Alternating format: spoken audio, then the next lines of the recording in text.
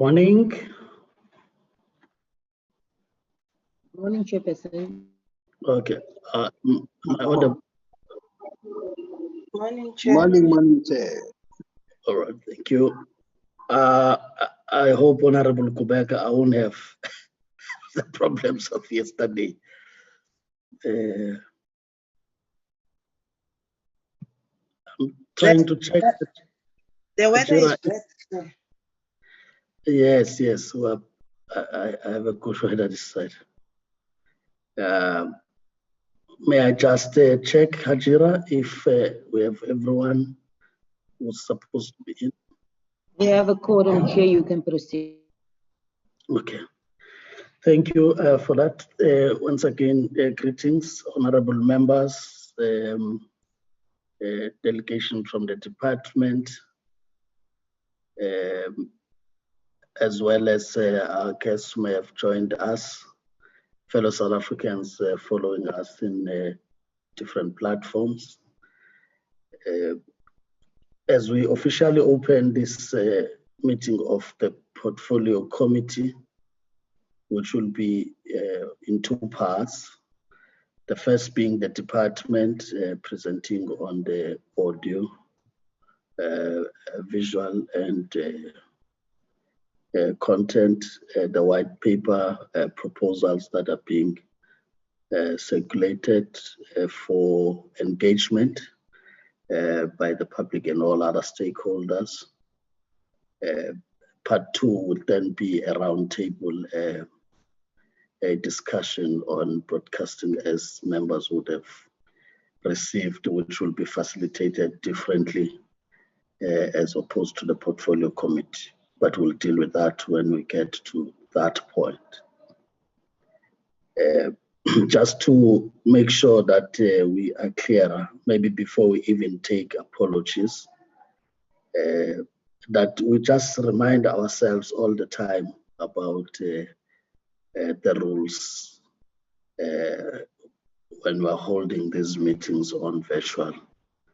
That indeed we must just make sure whether you are joining the meeting or you are on the platform already, if you are not recognized to speak, please keep your mic muted. And of course, also make sure that your video is switched off as long as you are not speaking, so that we also don't have sound or visual interferences to the meeting that may distract members from focusing on the matters that are discussed.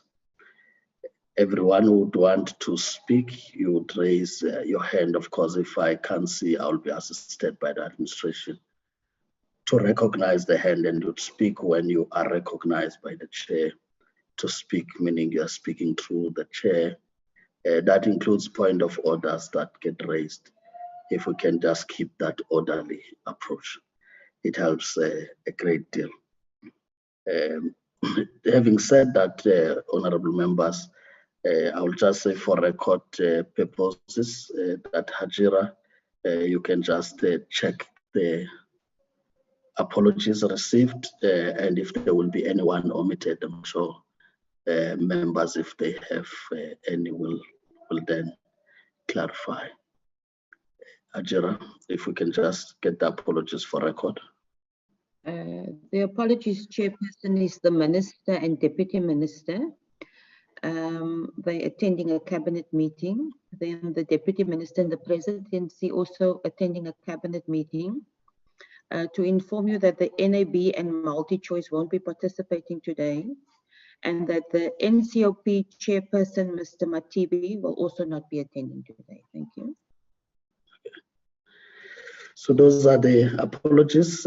May I just check if there may be anyone that has been forwarded and may have been omitted, honorable members?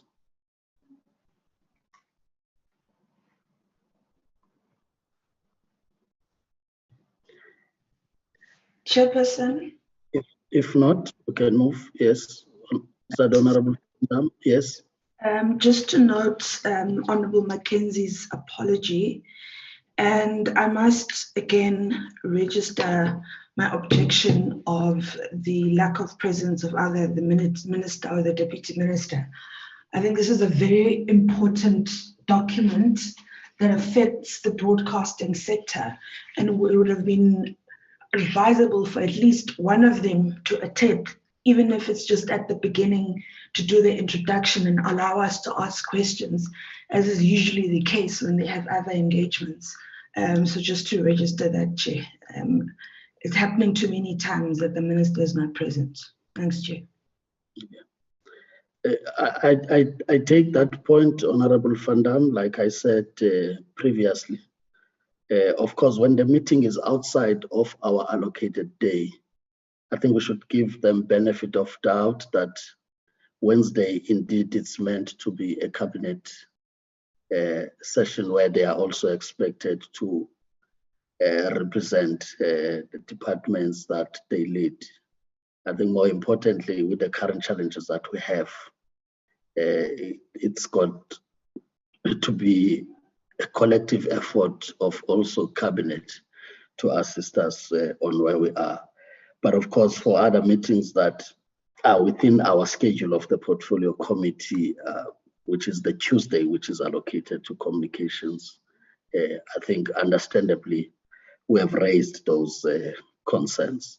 But I think for extraordinary meetings that we organize for purposes of our committee completing its work, we just have to be sure that we are also sent relevant people.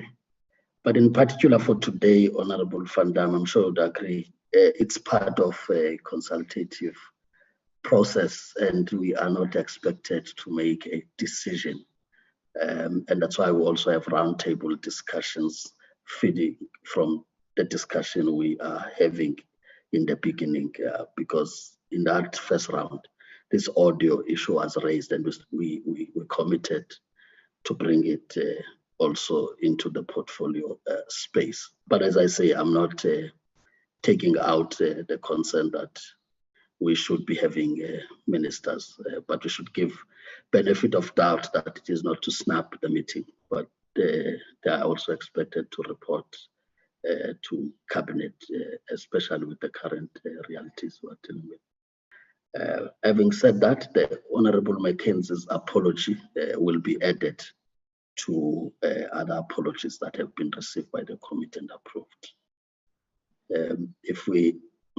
If there are no further apologies, because I'm trying to check on the system again, if there are no further apologies, I think we should agree that we will take the presentation, and I take it that members would have had an opportunity of looking at what's being proposed, but the department must indeed highlight matters, especially because there continues to be comments in the public space, and that gives them an opportunity to also give better clarity on those, so that as we engage towards the closing date for comments, we can make meaningful comments going forward.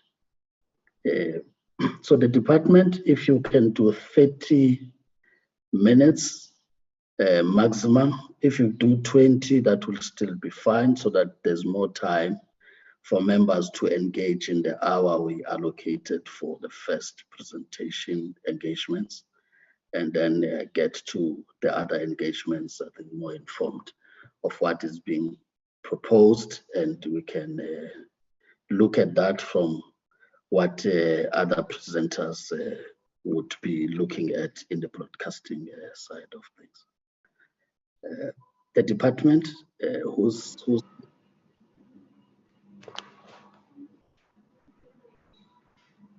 Chairperson? Is it the acting DG? Yes, Chairperson. Okay, acting DG will then hand over to you. And I'm not sure how I forgot this part. I think it's the apologies we're dealing with. I do see that you are compliant as we start the 16 days of Yes. Is I had and so on. So we also observe that as hence the strategy. I'm sure you are ready to proceed. Thank you, Chair. Honorable members, Chairperson, the Chairperson and members of the expert group, I already saw that they are here on the draft white paper. Officials of the department and the entities, industry stakeholders, and the COVID-19 PMO. I am recognizing these people, Chair, because they had a role to play in so many ways in this paper, especially the expert group. Today, we present before this committee the approved draft audio white paper on audio and audiovisual content service policy framework. The document has been out for public comments since October 2020. The due date for submission was supposed to be the 30th of November 2020, but we received a number of requests from various stakeholders. The minister to this end has granted to extend the deadline for submission to 15 February 2021 as requested by stakeholders. We are going to be publishing a gazette, hopefully by this Friday, to effect this 15th of February deadline. Honorable members, I just want to give the historical background of this document. I will not be long.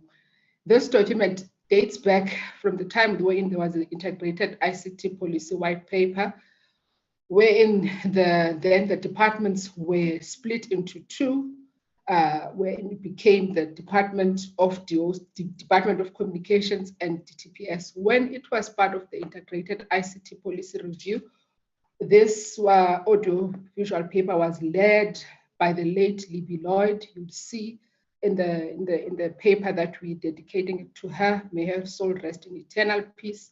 And also from NAB, we were assisted by Ms. Nadia Bulbulia and other departmental officials during that time. The then new DOC continued with the process and appointed an expert group to work to finalize the policy process. The reunification, as we call it, of the department. So the policy including issues related to digital economy and 4IR technologies.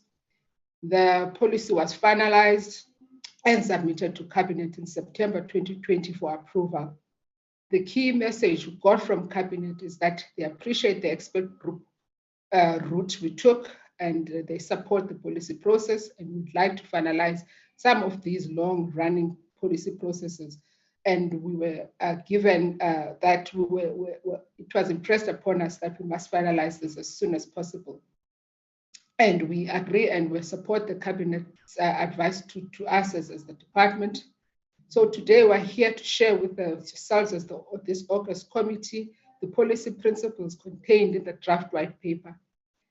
It is, I just need to emphasize, because we've been seeing this, that it is a draft, because government will still finalize its position after hearing the comments and views of the public and interested stakeholders. These policy proposals require evidence policy inputs. It requires the public support where they find value and disagree with us, where they believe we should change or strengthen our proposal, those who will welcome. The spirit that we've worked with, that is behind this draft white paper, is to ensure and secure a viable and competitive future for the South African audiovisual industry and sector. We are asking South Africans to assist or work with us in ensuring that our sector survive the challenges that it is facing during COVID and post-COVID. So it will enable it to remain relevant and proud of our heritage. The sector has the potential to create jobs, contribute to economic development, and assist in meeting developmental mandate. Who will share and take the committee chair through the summary of the policy proposal of the 153-page document. And we are not going to go through the 153-page document. We'll appreciate your inputs. At this point, we need to declare that we received close to 20,000 comments. Some are just one-liner. We do appreciate, and we will classify the comments in line with the policy proposals in the paper. We intend engaging in targeted consultations to respect and also will respect the COVID-19 regulations, especially when, as we intend to go to various provinces. Once we have summarized the submission, we will engage in detail with those who made in the submission and will revert back to Cabinet with the final white paper, which will become the policy position of government for the next years to come. Once Cabinet has approved the white paper, then we will codify it into the legislative framework and draft bill that will ultimately end up in Parliament after Cabinet approval. As I just outlined above, I want to ensure that the link that we have between the bill and the bill that will come and the draft policy is understood and appreciated by all, as it has been appreciated within us as the expert and as we're working with the expert group. Chairperson, with regards to the subject matter today, I will give this moment to my colleague that will take you through the policy proposal contained in the paper that summarizes the draft white paper. Then I will come back once this has been done by Mr. Mashile, Mr. Colin Mashile. With that, Chairperson, I thank you. Mr. Mashile, at least I've managed to waste 40 minutes during the opening. Over to you to the presentation. Ngiyabonga, Chair. Thank you, ADG. As the members will want to know that they are not speaking to a robot, I thought I should just share the picture before I reflect the presentation. Thank you very much, Chairperson. And also, I see in the list of people attending, we have our previous DG Emunjalelo, who we worked with on this paper. So, Chair, I don't know if the presentation is very clear so that I'm able to continue. Yes, you can proceed. Okay. These are the table of contents. As Chair said, I think we had shared this with the members. I would like to reflect, Chair, that the reason why we are introducing this new policy is largely due to the changes that has been happening over the past number of years. And recently, those related to the digital economy and the fourth industrial revolution. Our last broadcasting policy was done in 1998. And Chair, a lot has changed. And this also requires us to update our policies. So we are updating this policy to ensure that it's in line with the current fourth industrial revolution. But the changes that are there, Chair, emanate from various policy and regulatory interventions that government has taken over the years. And most of them were largely related to the IBA Act of 1993, the Broadcasting Act, the ICASA Act, and the ECA Act. So what had happened, Chair, is that they had focused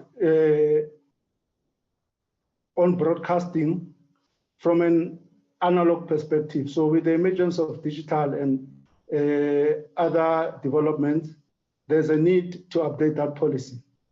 And it's also very, very important to indicate, Chair, to say, when the new policy for the broadcasting digital migration was created in 2008, there was lack of provisions in terms of what will happen after analog and in the new digital environment.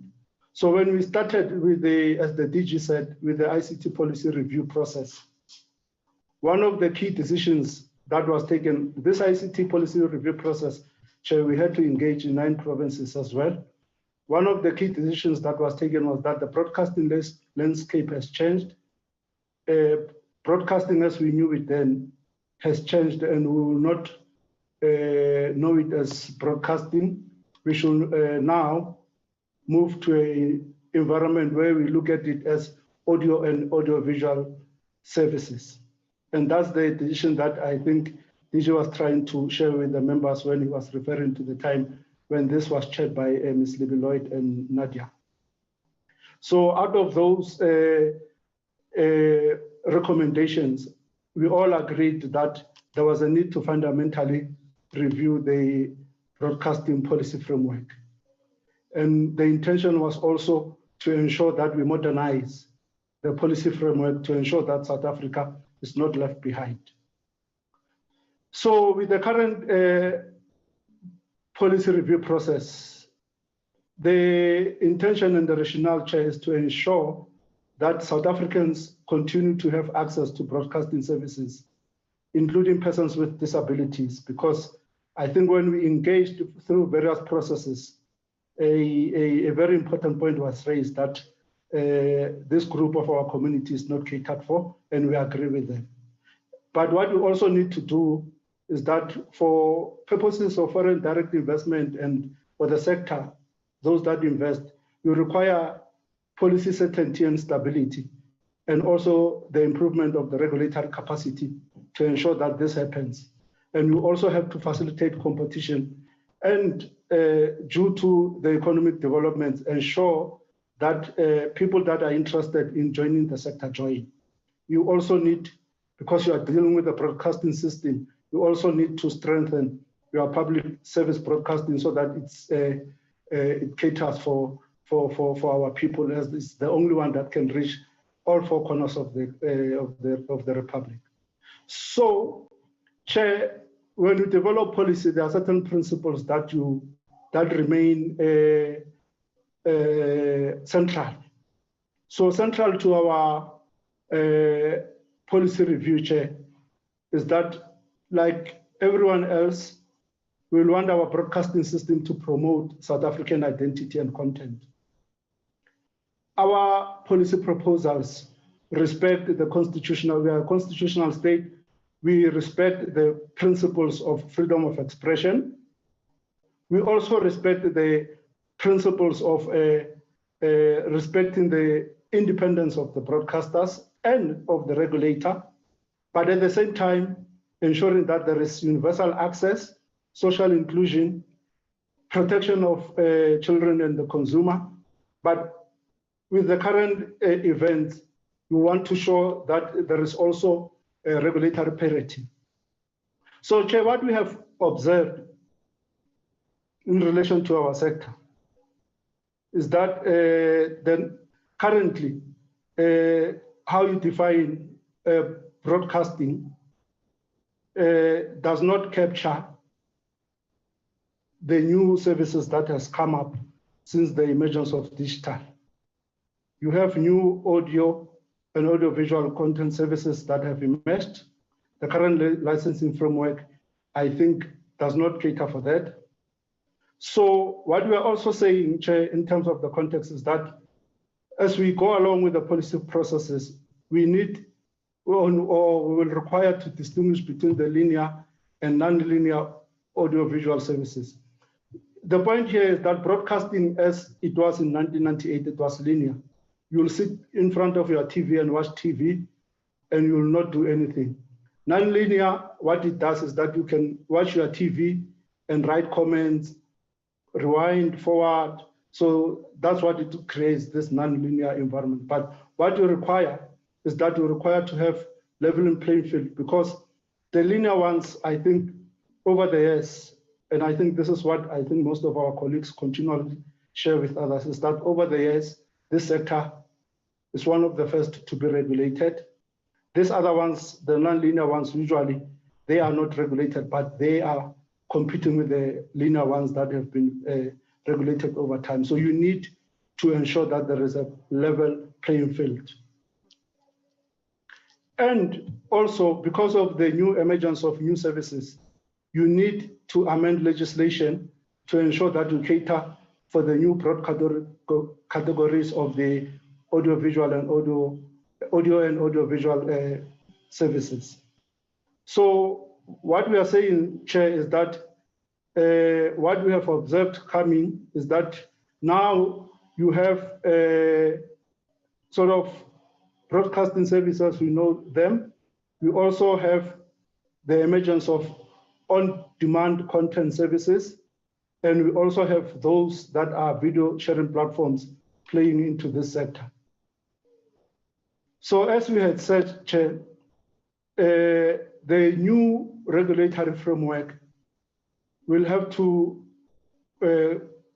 ensure that when the regulator regulates, they make the distinctions between the individual and the class licenses. Remember now, ICASA, when it licenses, it either licenses an individual or a class licensee. So we are saying that it must continue to make those distinctions and impose sort of higher level of regulation and public interest obligations on individual licensees, and also determine which ones require a lower level of regulations and obligations on class licenses.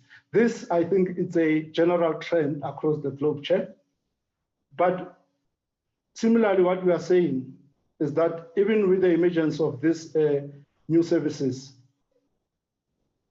the policy position that South Africa has taken remains that there must be the three-tier system. Public broadcasting, commercial broadcasting, and community broadcasting must continue in the new environment. And this is, and the regulator will determine the public interest obligation that has to apply to these new services. And in terms of the proposed new licensing framework, Chair, what we are saying is that in addition to the usual criteria applied to determine if a licensee has to be individual or class, there must be a threshold based on annual turnover that will determine what type of a licenses and audio and audiovisual service must apply for.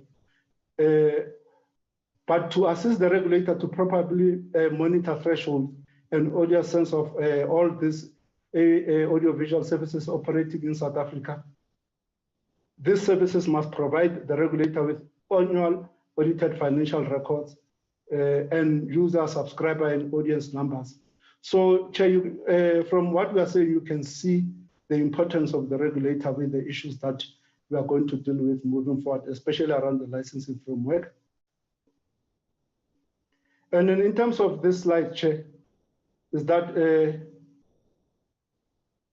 what we are saying to is that the legislation provides for the regulator to take pervasive and influence into consideration when it deals with the significant social impact issues and the issues related to scarce radio frequency spectrum. But the observation has been that to a large extent, the regulator has not used this concept in licensing. So what we are saying is that in that context, Chair, clear policy and legislative guidance that will assist the regulator in determining which services require an individual license is required. In addition, Chair, the criteria of the use of the broadcasting radio frequency bands, we are proposing that the regulator should also consider the global size of the business, which can have an economic impact in South Africa, not just the audience size or the specific threshold based on annual turnover, as we indicated.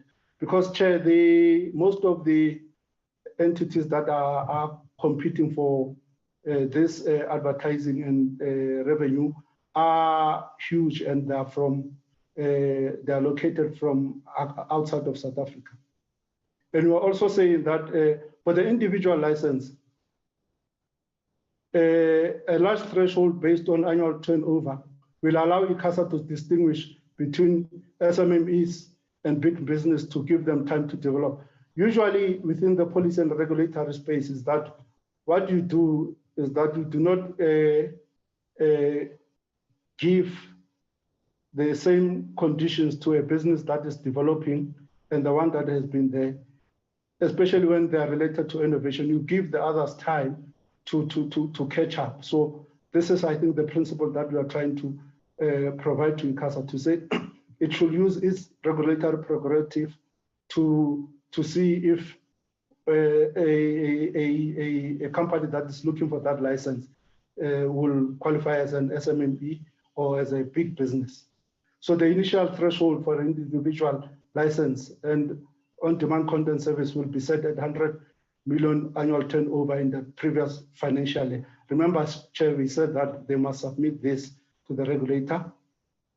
And furthermore, legislation will give the minister the power to amend this initial threshold every 3 years to account for inflation, macroeconomic shift, and other legislation affecting the SMME. Chair, if I may be allowed, amongst one of the first comments that we got was why legislation should give the powers to the minister rather than the regulator.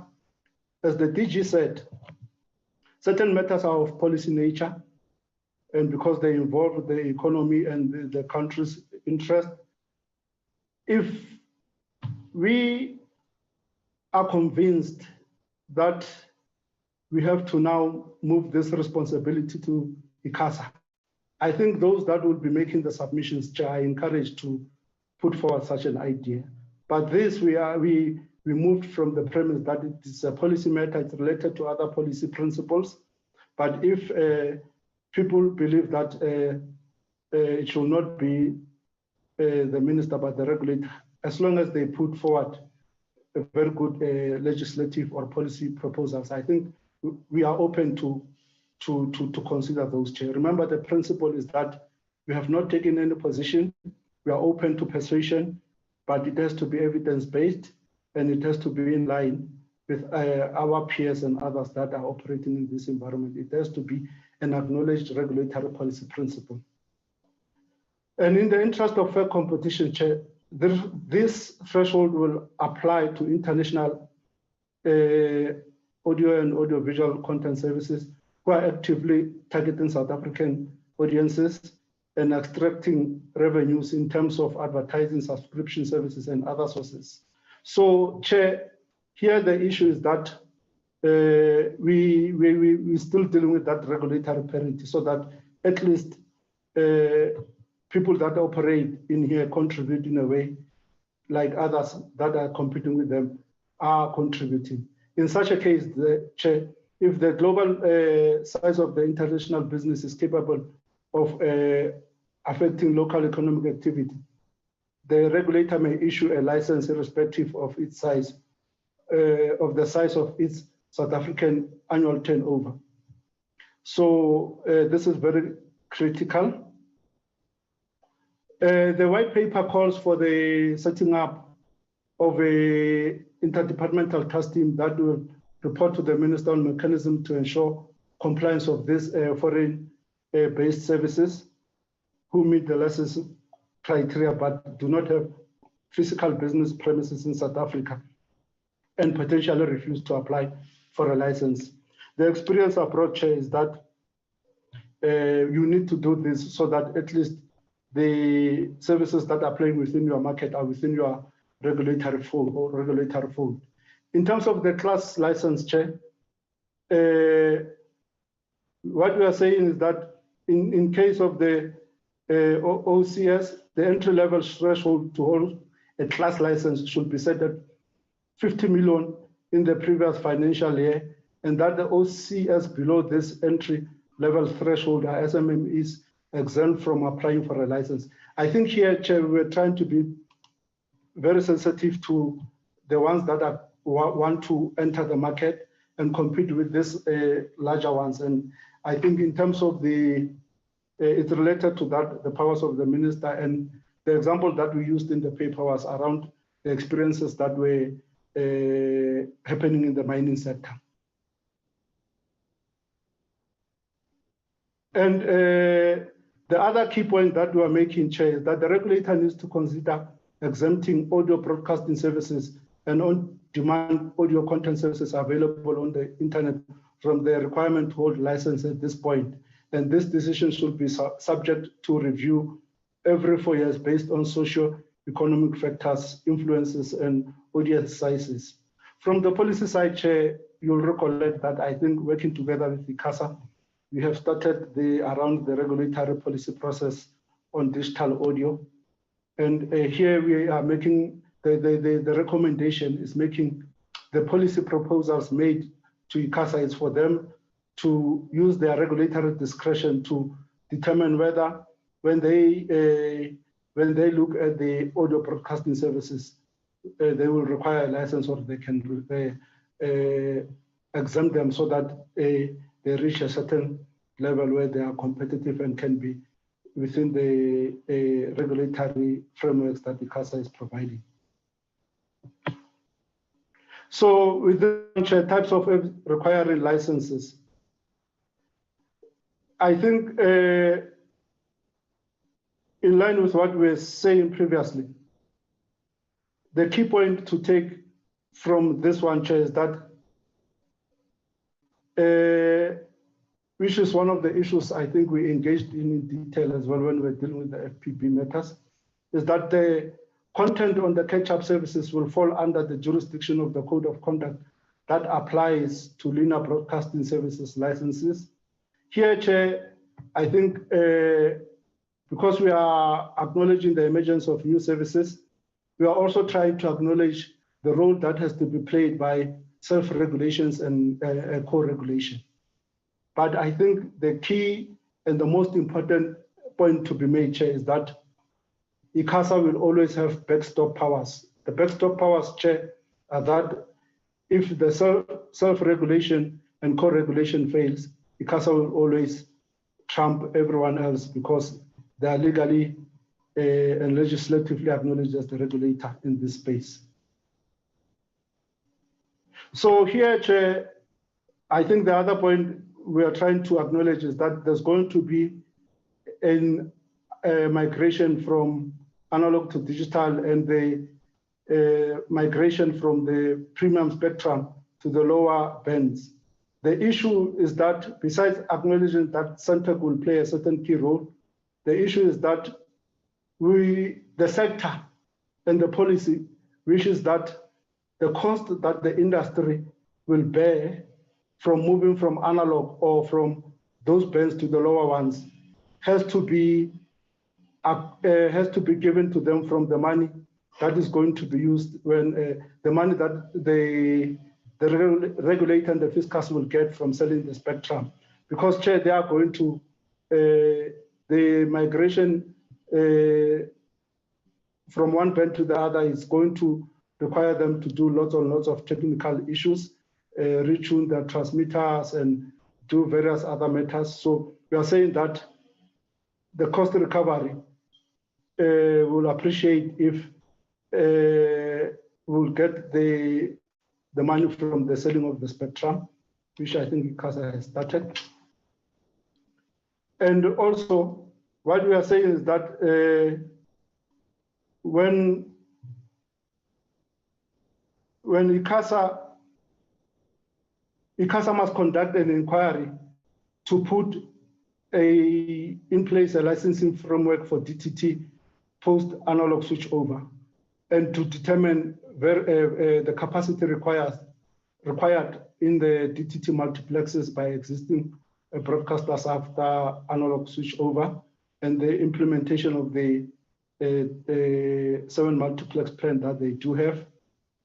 And also, it must investigate alternatives to carriage on national and provincial DTT multiplexes that will allow for community TV to remain local, such as, we remember, Chair, that the community broadcasters and the radio ones also will continue to play a very critical role in this environment as broadcasters that share information with their local communities, and they're also very critical and central to the district development model, delivery models. So this is very critical that the regulator, through its public processes, will determine various matters for them.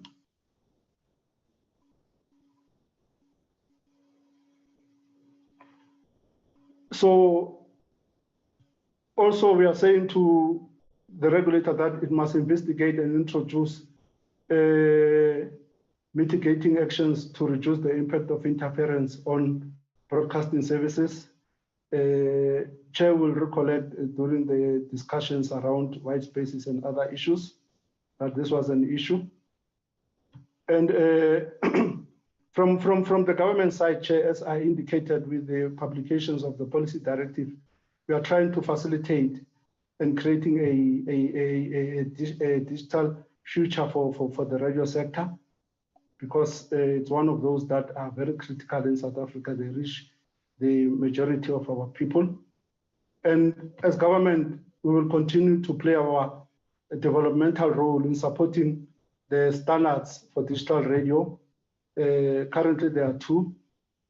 And then also encourage the manufacturers to start, the car manufacturers to start installing digital radios and promoting the South African music. Even on digital audio services like Spotify and others that are continuing to challenge as well our broadcasters for revenue. And what we are saying here, Chair, is that since we are migrating from an old license framework into a new one, ICASA will be given 24 months to complete the transitional period. I think this is a generally accepted policy principle that holds across the world as a policy principle, that you give the sector and the regulator time to transit into the new environment because they need to readjust many things. Going into the content matters, Chair, as indicated previously, the draft policy proposals respect the Section 192 of the Constitution, and we believe that most of the issues should be captured in our policy principles and the law that will come. But everyone knows and will know South Africa through its broadcasting system. So because of that critical role, we are saying that it should continue to protect our cultural and national interests, and it should be supported in that regard, Chair. And also, what we are saying is that public service programming should be, besides being central to the public broadcaster, we are saying that the regulator should also try to cater for those parties that will want to provide public service programming channels that focus specifically on education or health matters, to apply for that audio and audiovisual content service licenses. I think over the last number of years, ICASA has been seized with such applications. So we are saying that they should look at it and ensure that it happens where possible. And what we are saying is that for those that are playing into this space as NGOs and others, to ensure that we do not undermine the sustainability of the public and community broadcasting sectors, the funding model mix will not include advertising revenue for those that will be joining into the sector. The proposal around mass carry and findability. Here, Chair, we are saying that the current issue is mass carry, must offer. So the draft white paper proposes amending the legislation to remove this regulation, and also amending the legislation governing the public broadcaster to reflect that there should be negotiations on retransmission consent agreements on commercial terms, Chair. And that when such negotiations happen, there must not be exclusivity. And the draft white paper proposes that the regulator conduct a public inquiry to determine a regulatory framework for rules ensuring the findability or discoverability of public interest content on all audio and audiovisual content platforms. So when you allocate from a regulatory or policy perspective, must carry, must offer, usually those channels must be able to be the public must be able to view them.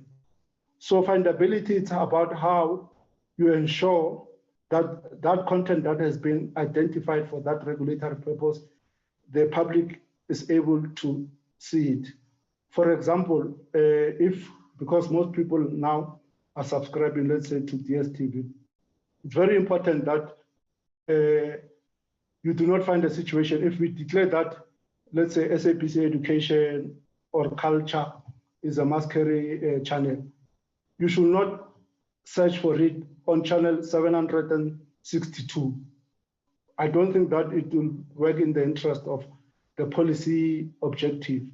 It should be that it moves a little bit forward where it's easy to find. And I think this discussion started even during the Triple Inquiry report, Chair. Here, Chair, this is one of the most critical issues that we are saying that in line with international trends, if you check if you check this video on demand subscription services, Chair, what we are saying is that as part of the global community, we agree that when they come and operate in South Africa, everything that they show to South Africans in terms of their catalog, 30% of that catalog must include South African content, or it must be of South African content. What this means, Chair, is that we are trying to create opportunities for the production sector or our creative industry sector. Now you are seeing various subscription services producing very good, high quality South African content like Queen Sono and others. This is the consequence of this policy, Chair, to say, in terms of what they do, they must ensure that there is that 30%. If it's not, what it means, Chair, is that they will start commissioning and collaborating with the production sector. Hence, in the long term, creating jobs, increasing the skills and the capacity of our sector. So this is a very positive, in policy language, we say this is one of the most positive policy proposals because of its intended goals. So here, Chair, we got a question to say, where did we get this and whether South Africans are interested in this 30%. Indeed, if you were to check with every country, the most popular shows, if you were to check with the audio measurements and whatever, they remain the local shows.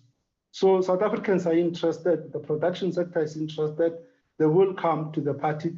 The video on demand subscription services are interested, they're starting to collaborate. You can see with the efforts of the NFVF together with Netflix and others. So Showmax has been doing this together with others. So it will be, Chair, that you will find that it's one of those positive things that will come from this policy. Like we did with the Triple Inquiry, Chair, the reason why you see Kwaito, House and all of those being so popular and being part of our daily schedule is because of the policy positions that government adopted and those that the regulator implemented.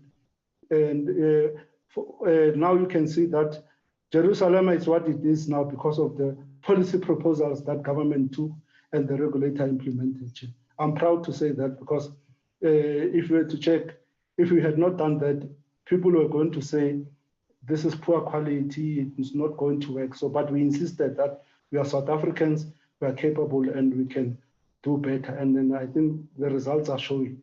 But what is not usually acknowledged is that it originated from the policymaker, from government and the regulator. Here, Chair, is that we are talking about access to events and sports of national interest. These are two critical areas. The access to events, Chair.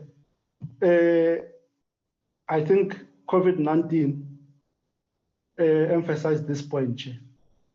When we all converged on our screens and radios during the family, what is commonly known as the family meetings. So those are very critical events that requires support. And what we are saying is that just like the inauguration, the opening of Parliament and other issues, those are events that all South Africans, not only those that subscribe, but also those that watch their broadcasting through free-to-air, must be able to access.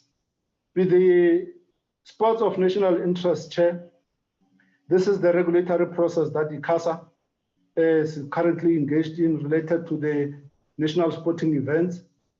And in terms of listing the sports that have to be, it's a purely regulatory process. And what we are saying is that sports broadcasting rights of listed events must be granted after an open, transparent, and non-discriminatory bidding process, and for a period of no longer than 5 years, to allow all the broadcasters time to recoup their investments. Remember, Chair, when they broadcast such, they buy rights, they have to do production, and such matters have to be taken into consideration when you develop your policies. But another principle that we are adopting, and which we believe is in the interest of the nation, is that there are certain national sporting events, Chair, that are in the public interest. All the games of the national teams that have a very critical role to play in the social cohesion and nation building of South Africa have to continue to be on free-to-air. We know that probably the rights might be accrued by the subscription, but there has to be ways of ensuring that the public does not have to subscribe to see their national stars. With the access by persons with disability, Chair, this is a very critical and positive intervention as well, to say the persons with disability and the sector has indicated that we will want programs that are done for us by us, which we do not, they indicating a very critical point that if you're dealing with content matters related to blind people or various other issues, you need to have such people acting the roles. So what we are saying is that currently, Chair will be, members will be aware that the ICASA is finalizing its regulatory processes around this matter. But what we are saying is that because this content has to do with universal access and is very critical, we propose that the broadcasters together with the sector, they must approach the Digital Development Fund to ensure that when they want to produce such content, they're able to access funding from that Digital Development Fund. And in terms of protection of children and consumers, Chair, if you were to go anywhere, these are the policy and regulatory principles adopted across the globe. Protection of children is largely left to the government, working together with the industry and the regulator. It's very important that we protect this sector of our society. So what we are proposing here is that the current instrument used to promote protection of children and consumers in respect of broadcasting services needs to be reviewed so that the code of conduct are inclusive of all the audio and audiovisual content services. If you were to check the sector or the international benchmark that we use, Chair, when you check the Audiovisual Media Directive, Media Service Directive, they are dealing with this in detail, and countries, I think, have been reporting in terms of how they have protected their children and will continue to protect the children, which also has to affect the audiovisual and video content services. So this is a very important issue, and I think we got the message that in terms of the current proposals, they are a little bit soft on children protection. We need to strengthen them further, which we agree with, Chair. In terms of advertising, Chair, Chair and members will realize that that advertising is now moving from the linear services to the online services. And as it is now, the linear services have very detailed regulations related to advertising, and the online ones just come in. They do not have any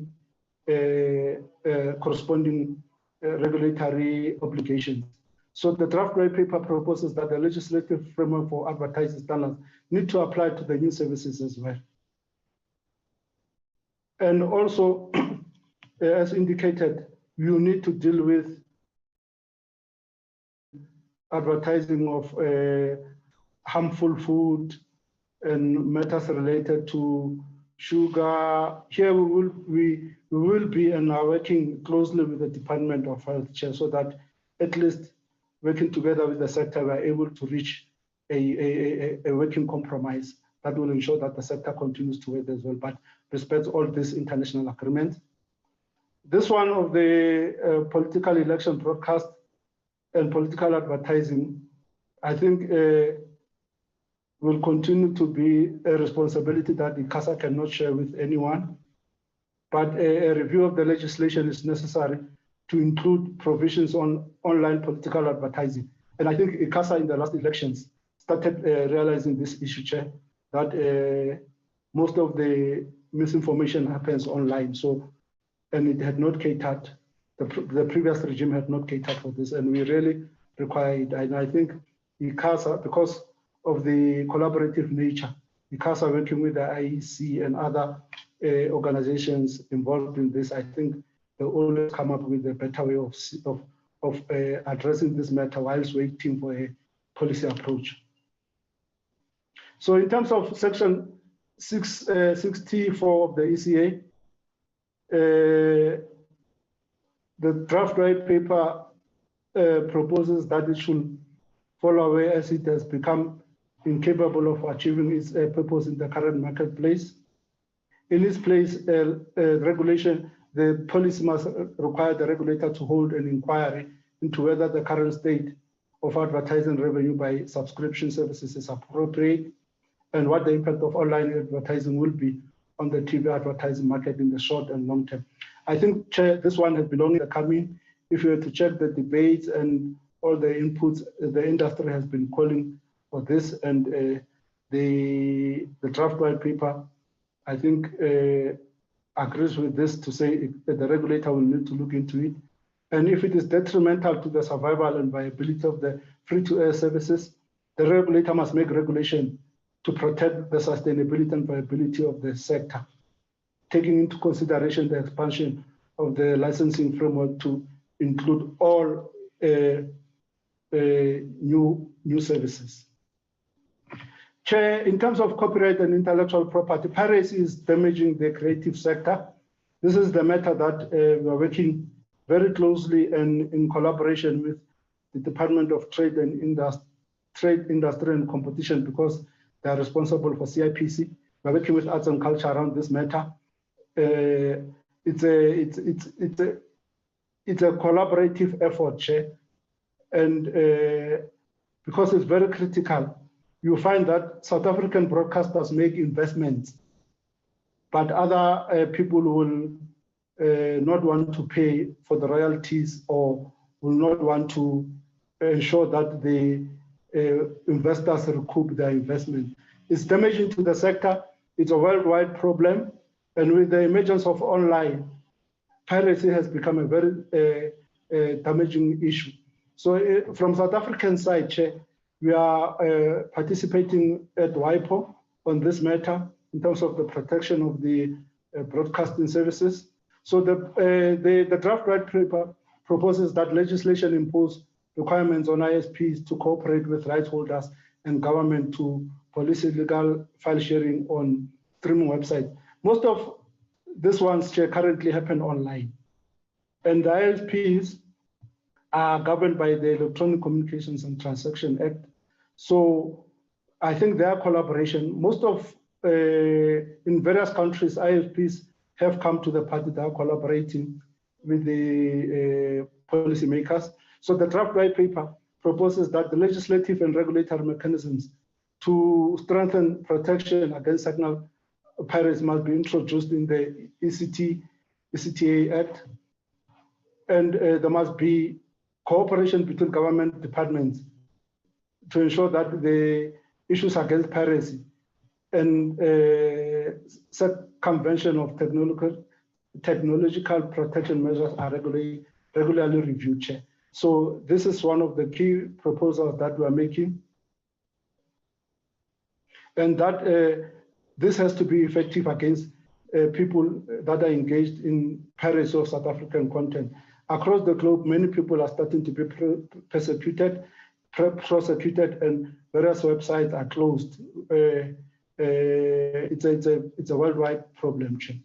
In terms of, I'm about to end, in terms of the ownership limitations, this one's emerged from the triple inquiry report, where you had to limit AM and FM, and you had the numerical restrictions related to commercial sound and television, and also to the newspapers. Remember at that time, these were, the sector was so clearly separated that if you were to own this plus newspapers, you are going to influence opinion making. So we are saying that we need to look at this, that due to the changes, there is a need to removal of all limitations. And I think these are some of the proposals that also came from the sector. So we are saying in place of the current limitations, there should be a flexible approach where the sector regulator in ICASA and the Competition Commission that have shared responsibilities will have to indicate how they're going to deal with this. And I think they have done so in terms of their memorandum of MOA, yes, sort of memorandum of cooperation or association, yes.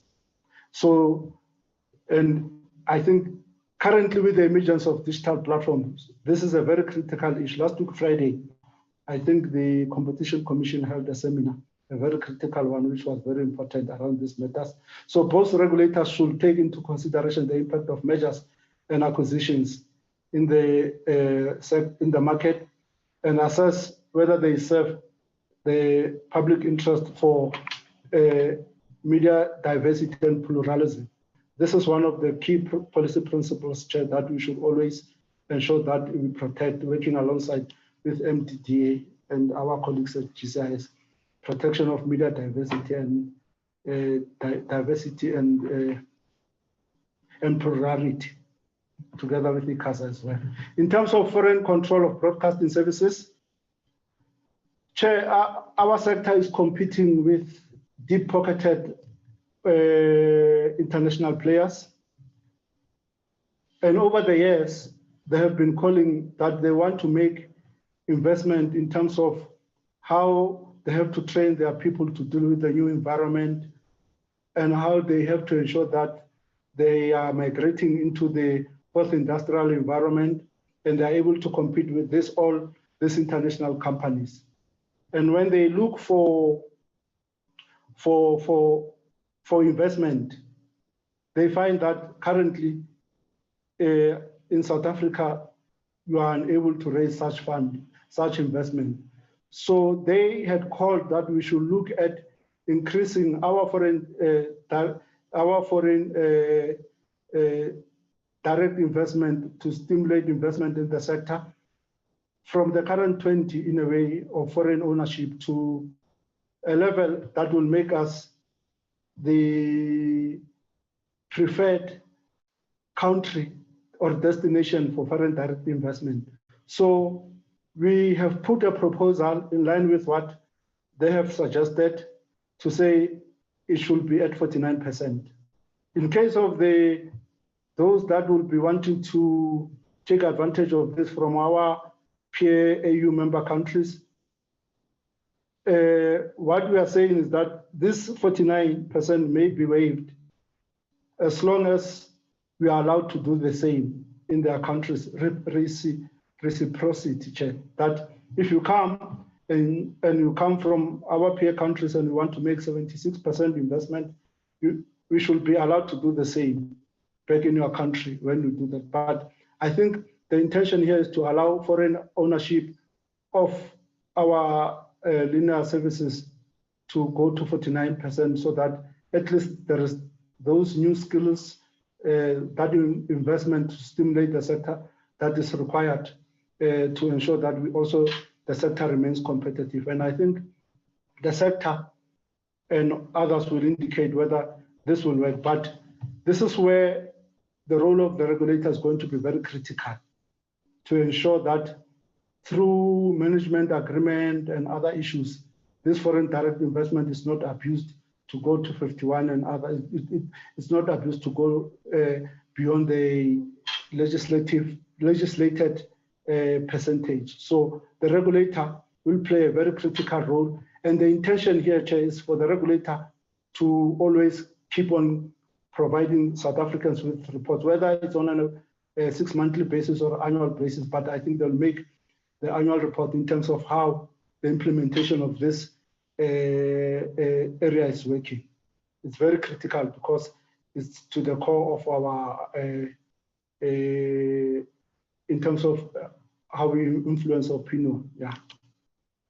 Then what we are saying, Chair, is that lastly, we are going to require new skills and new digital skills and capital to ensure that what we have proposed above works. Every time you come up with a new policy and a new licensing framework, you require new capital and skills development, not only for policymakers, but for the sector, for the regulator, and everyone. So this requires collaboration, because we will require to make skills that are relevant and that are very critical to ensure that the sector survives and remains relevant and is agile. And in terms of digital media literacy, Chair, our proposal is that legislation must require the regulator to promote digital media literacy.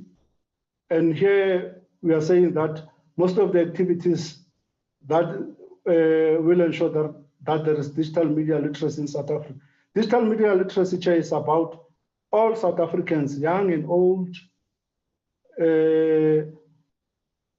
digital or non-digital, that they must understand the current environment in terms of how they engage with it, if there are issues that they want to complain, where to go and how to go about it, how to ensure that the children are encouraged to be part of this environment, that others do not suffer from the digital deficit and they feel that they are not part of the 4IR or this digital environment. So the digital media literacy will work with the regulator and all NGOs and others in this space to ensure that there is that coordinated effort.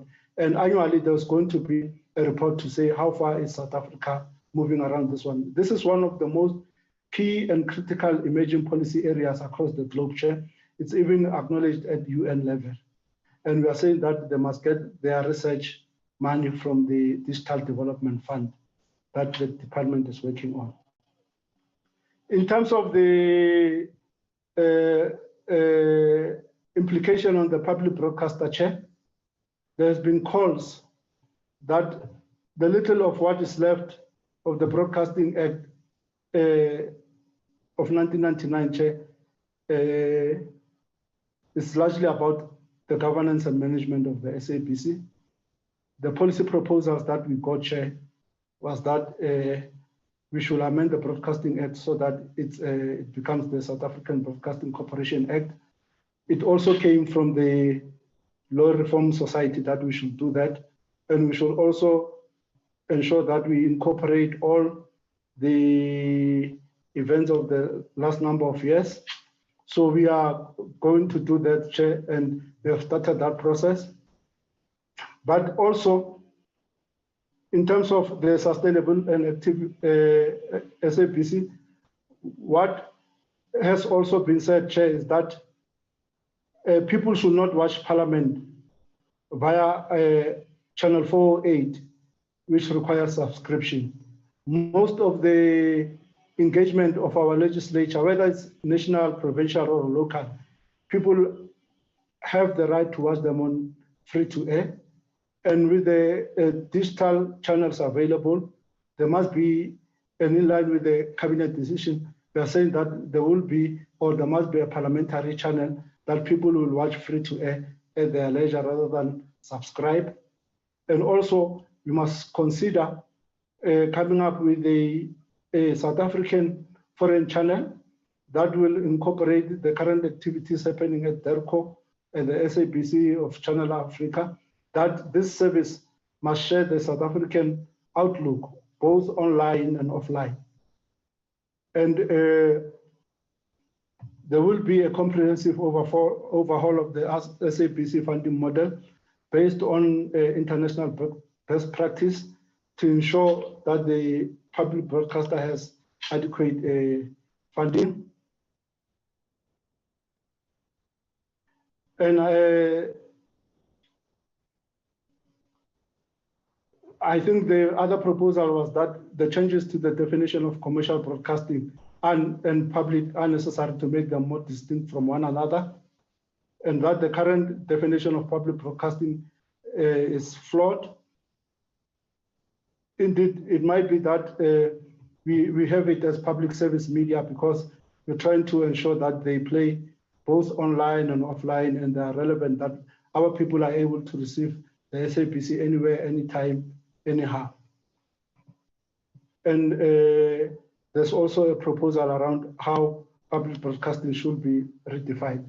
Chair, with those in mind, I would like to thank you very much for the time for the presentation.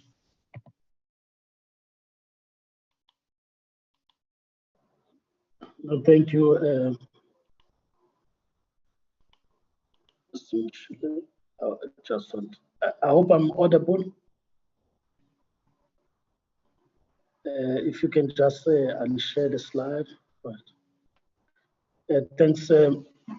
Mshile, for the presentation. I will now allow members who want to engage at this stage, understanding that we're also continuing with the engagement as we get to the next discussion on the roundtable with experts. I will now note the hands. I see Honorable Fak, Honorable Van Dam. Any other hand that I'm leaving on this first round of discussion? Hajira, am I leaving any hand? Okay, just the two members. Honorable Kubeka would follow. Are you raising a hand, Honorable Mlala?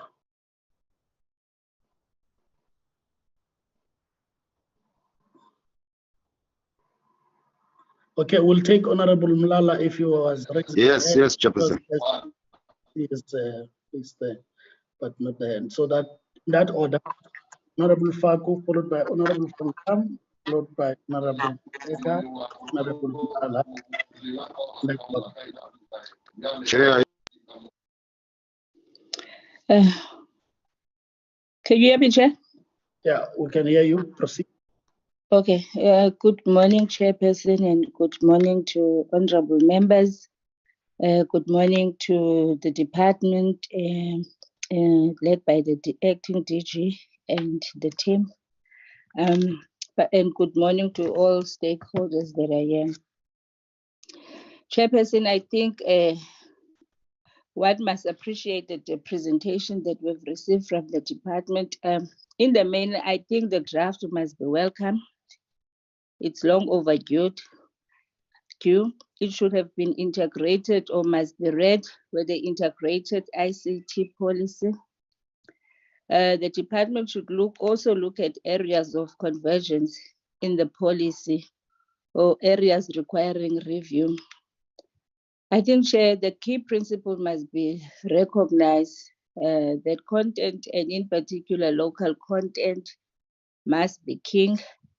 The new framework must enhance media diversity, protect and promote public and community broadcasting services. Even in the digital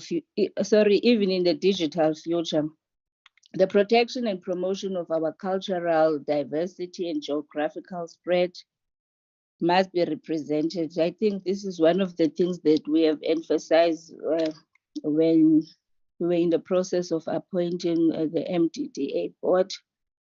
I think this draft reaffirms the ANC policy chair that digital broadcasting is the future. SABC, I think, Chair, should also learn from these experiences and develop strategies to grow its viewers and listeners in the digital platforms. This is one issue that even as a committee that we have raised, I remember Honorable Van Dam raised it and I supported her. That was to grow revenue. As we all know that SABC has problems when it comes to revenue. It will grow revenue generation through advertising with numbers in advantage. I think also the ANC must welcome the proposal regarding the mass carrier regulation. Free-to-air broadcasting services must benefit favorably through this regulation. Pay TVs must not grow and expand their monopoly abusing free air channels.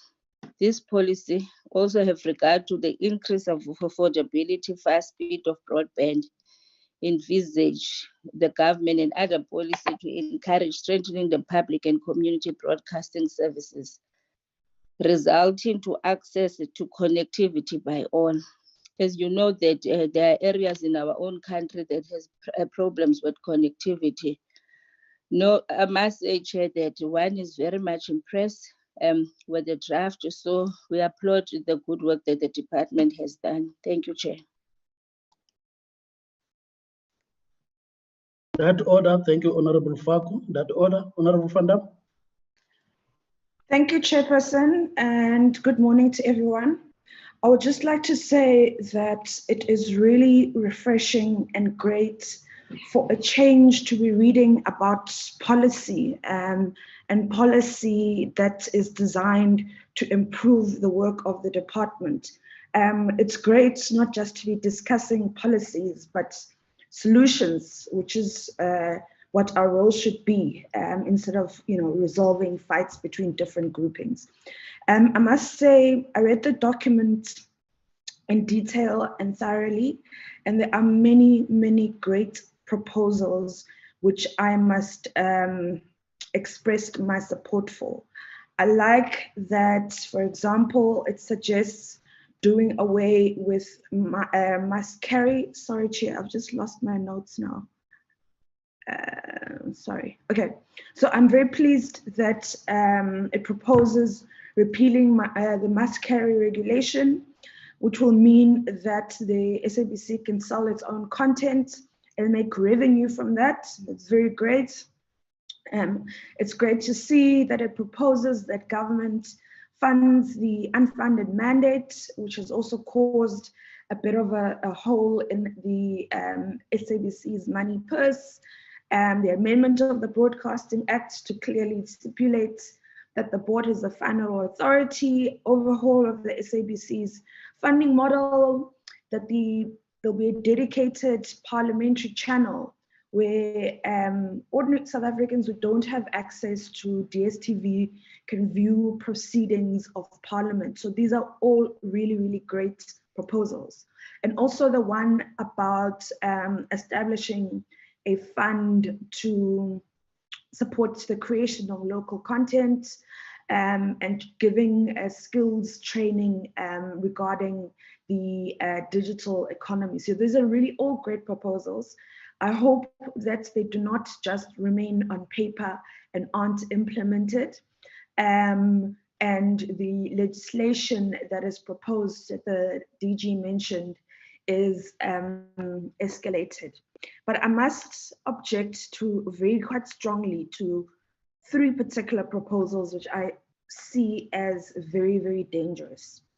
One is the establishment of a team that I saw would have the ability to blacklist, require banks to block transfers of payments to subscribers of international streaming services. This is a very dangerous thing that government is proposing be established here. It would be a censorship bureau that countries like China and Hong Kong have to block access to certain websites, I do not think that is something that we should support. I think it is a limitation of a constitutional right that in terms of the constitution cannot be limited. So I hope in the final draft you do away with that, because that is just something as legislators, as people who swore to uphold the constitution, it's something we cannot and must not support. And then the code of conduct for international streaming services. While it is a good idea, it actually can't be implemented because these are companies that are not based on South African soil, but are based on other countries. Instead of trying to put punitive measures, why not engage in verbal discussions with Netflix, with all those companies? I'm sure they'd be open to discussions.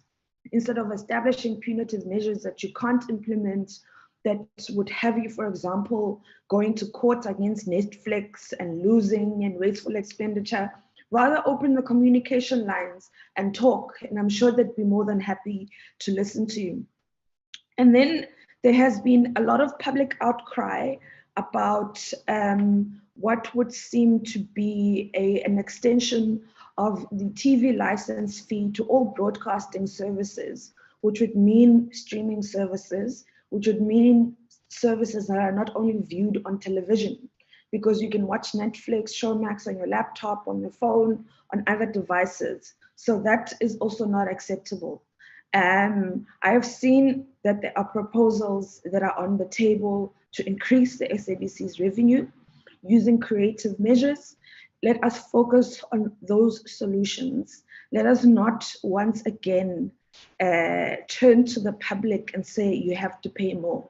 These are people where a lot of them are already impoverished, a lot of them are already overtaxed, a lot of them had to suffer the consequences of billions and billions of bailouts that the SABC has received over the years.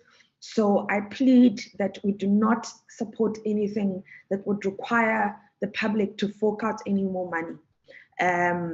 Let's rather focus on solutions that will better the SABC's ability to self-sustain.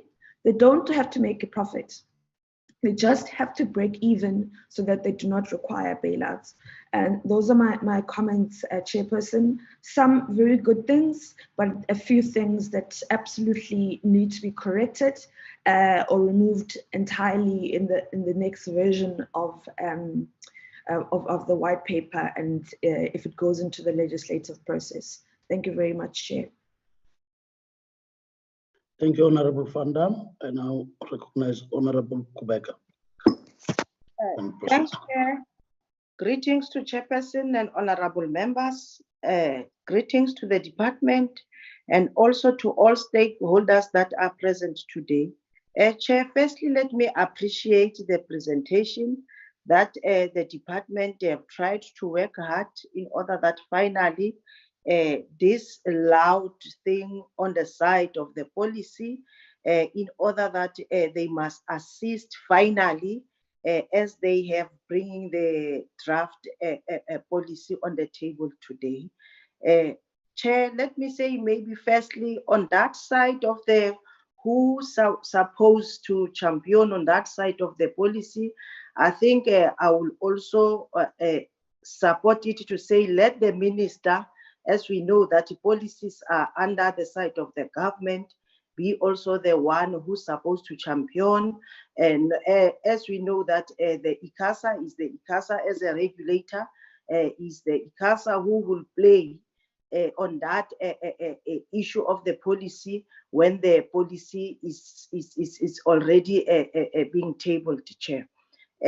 Let me appreciate to say when you are listening to this presentation, you can hear even on the side, as we know that our entity, especially SABC, as it is having some key challenges. Maybe this is the chance at the moment, as they have been raised on that issue of the mass carry, regulation, as we are saying also, it can, I can support when they are saying, let it be the must carry, must pay chairperson. Let me say also, I will appreciate, because also on the side of the sports rights, we can understand that since the SABC was raising this matter of the sports rights sharply, I think this is now the right time to check and also to try to strengthen on that side of the SABC based on that issue of the sports rights. And also on the side of the content, this is the moment now, in order that you can see that SABC, how best also on that side to make the content in order that it can be much attracted to our public, and also on the side of the advertising. And let me appreciate to say, indeed, this policy on the side of the African National Congress, we will support, because now those key things that we were raising, also the 30% issue matter, especially on the side of the SMMEs, they have tried to take it into consideration, Chair. So we are saying, indeed, it seems as if it will at least push on the side of these young coming developments, in order that we must see the improvement there, Chair.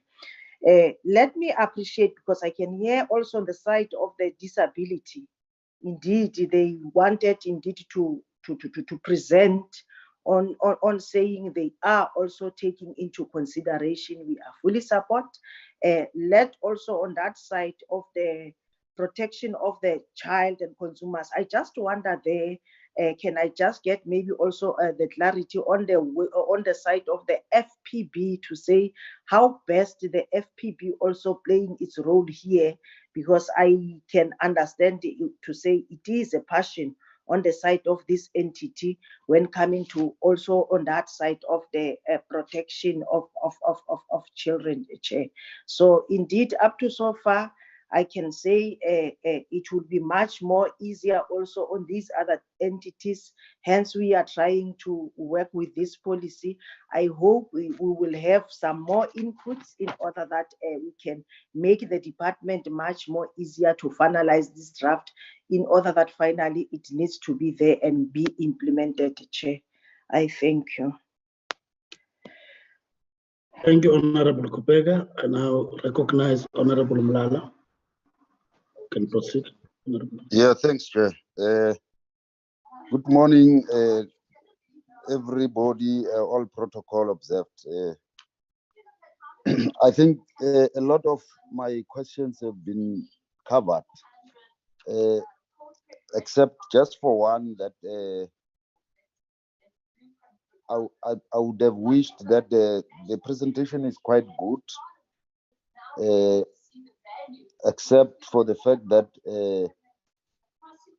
it must find expression on the current objects of the Act. And I will give an example that if you look at the slide where they are talking about the ownership from 20% to 49%, well, it's good. They are talking about allowing our sister countries in SADC to also play a role, but they should also indicate how much ownership is allowed in the 49% locally, because the emphasis must be on, even if we move from 20 to 49, the emphasis should be on South Africans. How are South Africans accessing this important aspect of ownership? The other area that I think we also need to focus on is that in the objects of the Act, there's also a very important issue that the commercial services is meant to subsidize the public service to the extent that as recommended by the board and approved by the minister. Now, that must find expression so that we don't just say, for instance, we just argue that there's an unfunded mandate and we give examples that, for instance, news, it's unfunded mandate, official languages, but we are not getting in deeper into what is the role of this commercial service, because this commercial service, in terms of the objects of the Act, it's supposed to subsidize this public money. As much as we agree that we need to look at the funding model, yes, it's okay. But before we go there, we must also understand why is this commercial service unable to fund the public mandate? Because for me, that's a critical area. Even before we amend the law, we need to look at what are the challenges there in the commercial services? Why is it unable? And then on the issue of the South African content, also, the amendment of the law must emphasize how we protect South African content from this, because people call them investors, and on the other side, the same investors take our own information to condemn our own country. So we need to be very careful on how we open up our market. Yes, we want to open up and allow investors, but to what extent does that have an impact on who we are and what we want to achieve? So, but in the overall, I think this is a good presentation. I appreciate it, but maybe in the next sessions we'll have to go deeper into the details of the presentation, so that towards the finality, at least we have engaged. But this is a good beginning, and I appreciate that. Thanks, Chair.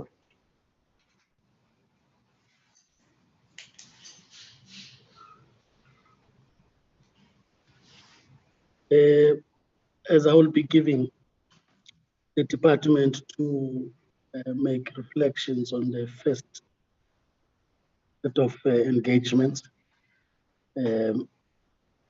please do that. I'm trying to also look at the message there. I'm sure they will also respond to it, which is sent to everyone. And I just wanted the department to respond. I think as you respond, maybe just one point there that is to add. It would appear that there would be a lot of work on the side of the regulator, which is the CASA. I'm saying including monitoring the quality, because once you have interferences on the satellite and you put that to ICASA, it therefore speaks to the capacity that the CASA has. Much as you look at the funding model for the broadcaster in particular, but the capacity of the regulator to be able to discharge all these tasks. So I'm raising it because we just had a presentation from ICASA, which does speak to the funding model, which then has a way of impeding the work that they need to do at school. So as you respond, maybe just indicate whether that has ever been given a thought as experts. Thank you. I'll then check whether you'd want to come in acting DG or straight to. Thank you, Chair. I'm using my phone at this point. I will ask Mr. Mashile to try and respond to some of the questions. But I think, Chair, we need to understand the principle behind the policy. That at this point, we are still consulting as the department. And in our consultation, we have based our consultation on what is currently happening on the ground. We have heard and we thank you for the comments. We can only but improve. So the specific questions around that we have picked up around the self-sustainability of the SABC and all those. I would like to respond in these terms that the more we move into the world of making sure that the world is actually equitable. When I say by equitable, that traditional broadcasters are treated the same as those that are not traditional, or not even the same, almost on par, then the SABC will be able to compete effectively, because a public broadcaster such as the SABC is actually struggling and other broadcasters to compete in the space. So I will ask Mr. Mashile and his team to respond to some of the questions, and I will come at the end towards the policy question that I'll try and use my laptop again. Thank you, Chair. No, thank you for that. As I give to Mr. Mashile, as I said, there was a message sent. I'm sure you would have also seen that message. As you respond, if you can also speak to that, the message that says the division between commercial and within has proven unworkable for the broader broadcast ecology. We now live in multi-channel environment and many other broadcast platforms, meaning far less advertising revenue available to the SABC. And I think that speaks to also question raised by Honorable Mlana. So as you respond, if you can also take all those. And that was from Mr. Desai. Thank you very much, Chair. Let me start with Rehad. The proposition that is making, Chair, if I will ask him to check the annual report of the BBC, where most of the revenues come from the commercial wing of the BBC, and it's used to fund the public service. So it is workable.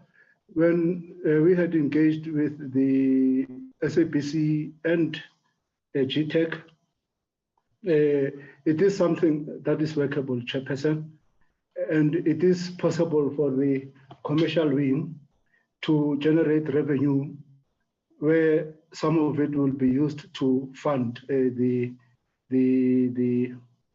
public service mandates and other issues. So if he checks that annual report, he recognize that BBC International is making lots and lots of money for the BBC, and it declares that to their shareholder and in their annual reports. Chair, we welcome the comments of the members. And in terms of the issue that has been raised by Honorable Van Dam, the code of conduct, Chair, it's something that is a generally accepted principle within regulation. If you were to check what has happened over the last number of years, for example, let's take the European Commission. There is a code of conduct on countering illegal hate speech online, which has been signed and agreed to with Instagram, Google, Facebook, Microsoft, Twitter, YouTube. I think the spirit there is cooperation between IT platforms, OTTs, regulators, civil society, in terms of how you work together to ensure that policy principles are achieved, how you discuss challenges, and how you ensure that you commonly work together to achieve results over time. And the intention, because the issue that they are related to is to ensure that you avoid punitive measures, as the member has said, you go for that collaboration. As for the FPB, Honorable Kubeka, and in relation to the working together and collaboration,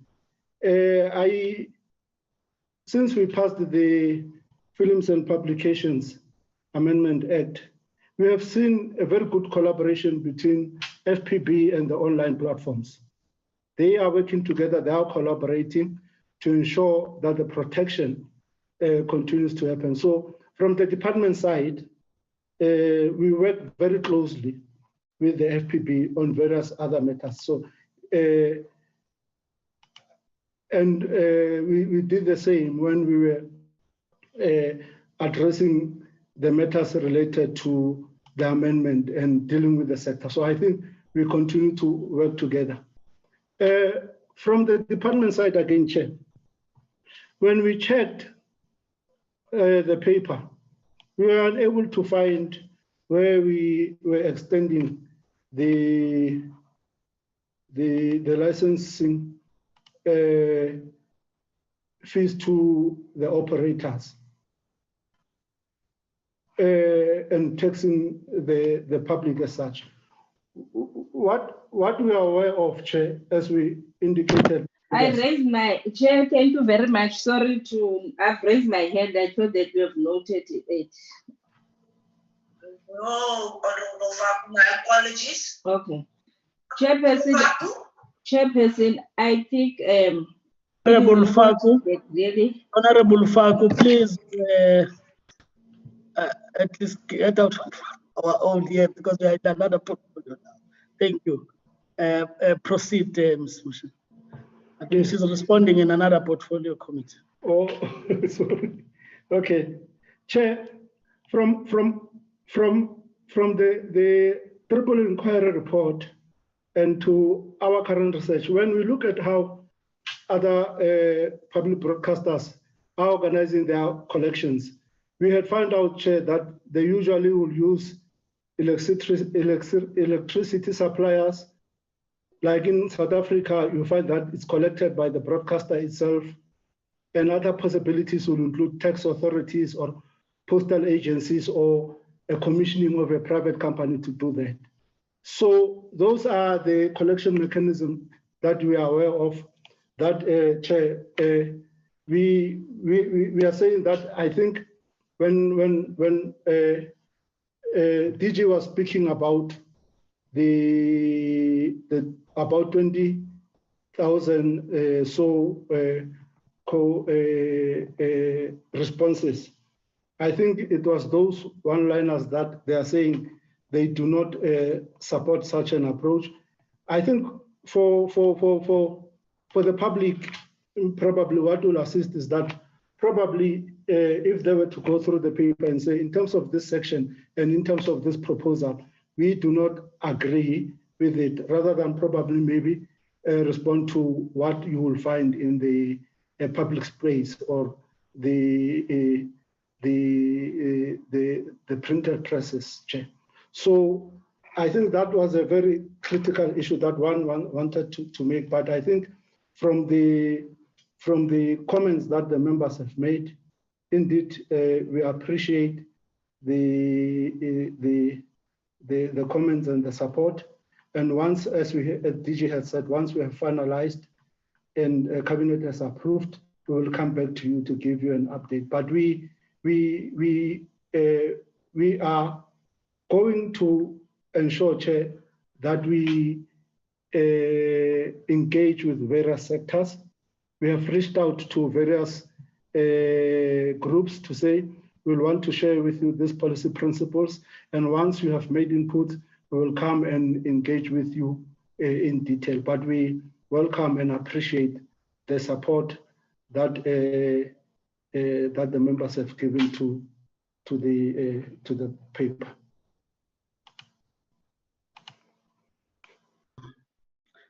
DG, may I just check if you would want to come in? But as I said, honorable members, it's just an engagement that continues, and we now know that there's already been requests to extend the deadline for submissions, which is also indication of the interest that the public takes in engaging the matter at hand.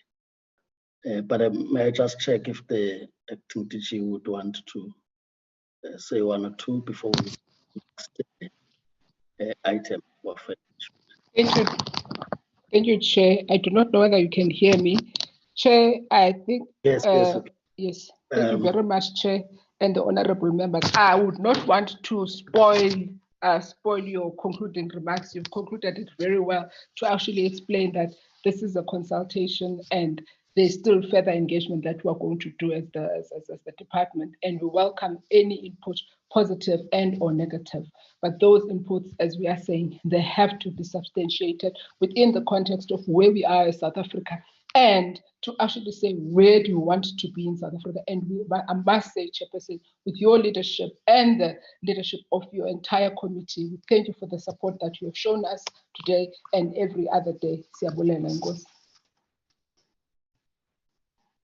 You, Acting DG, and thanks to you, honorable members, for the contribution at this point. And as I said, I think in the next discussion, we'll also get to learn more, and that should help enrich our discussions as we engage this matter. Chairperson, sorry, yes, before you Honorable proceed. Van Dam. Yes, sorry, I just raised my hand just for a quick. Sorry, I didn't see it. Okay, no problem. Just to Mr. Mashile, please, I had a careful look at the language about the licensing, and perhaps we can engage offline. But the way that in the policy paper you have defined broadcasting services, it means that the interpretation thereof means it would apply to other streaming services. So that's the way it's written, and that's the interpretation. So if that's not the intention, because sometimes you have unintended consequences, please correct it then if that's not the intention.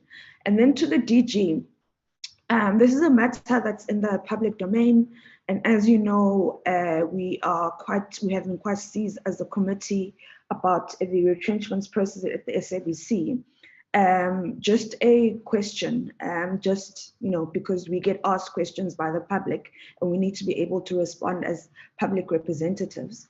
In terms of the extension of the deadline, extension of the process to December, the minister indicated that, from what I'm reading from media reports, the minister indicated that she is directly taking part in the facilitation process.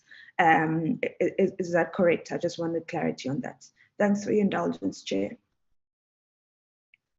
DG, do you want to respond to that?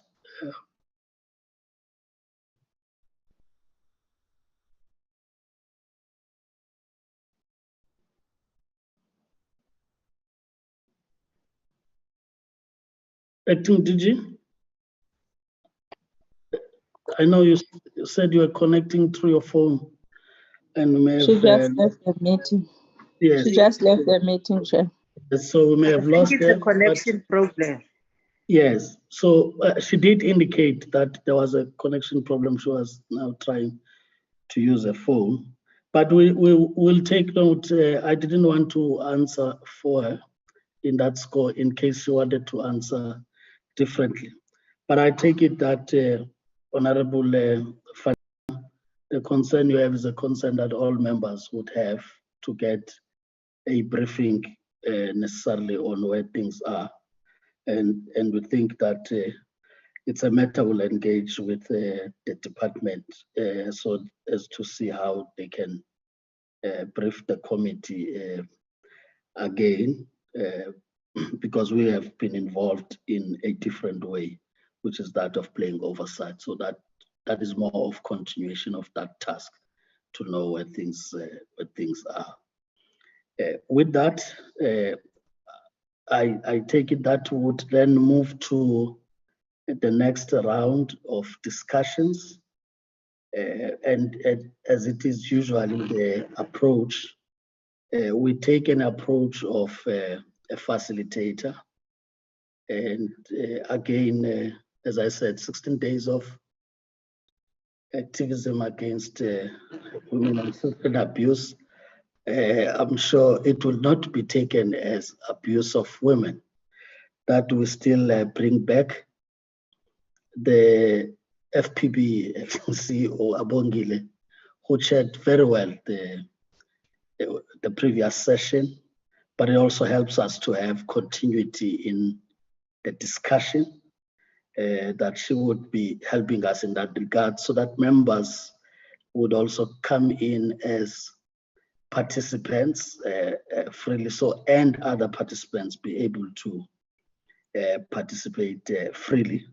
Again, it is not a session to make decisions, but it helps us to contribute better in understanding challenges in the broadcasting and what we need to look at as we talk about broadcasting in the digital economy that we find ourselves in. So we would have that facilitation from there, and then the Wesleyan Center will be last in that score. And of course, she'll be the one introducing also the experts that would be also making inputs in the next round of discussions. Otherwise, thanks, honorable members. On the first one, we are done. We now move to the next phase. Is Mayor Bongile there?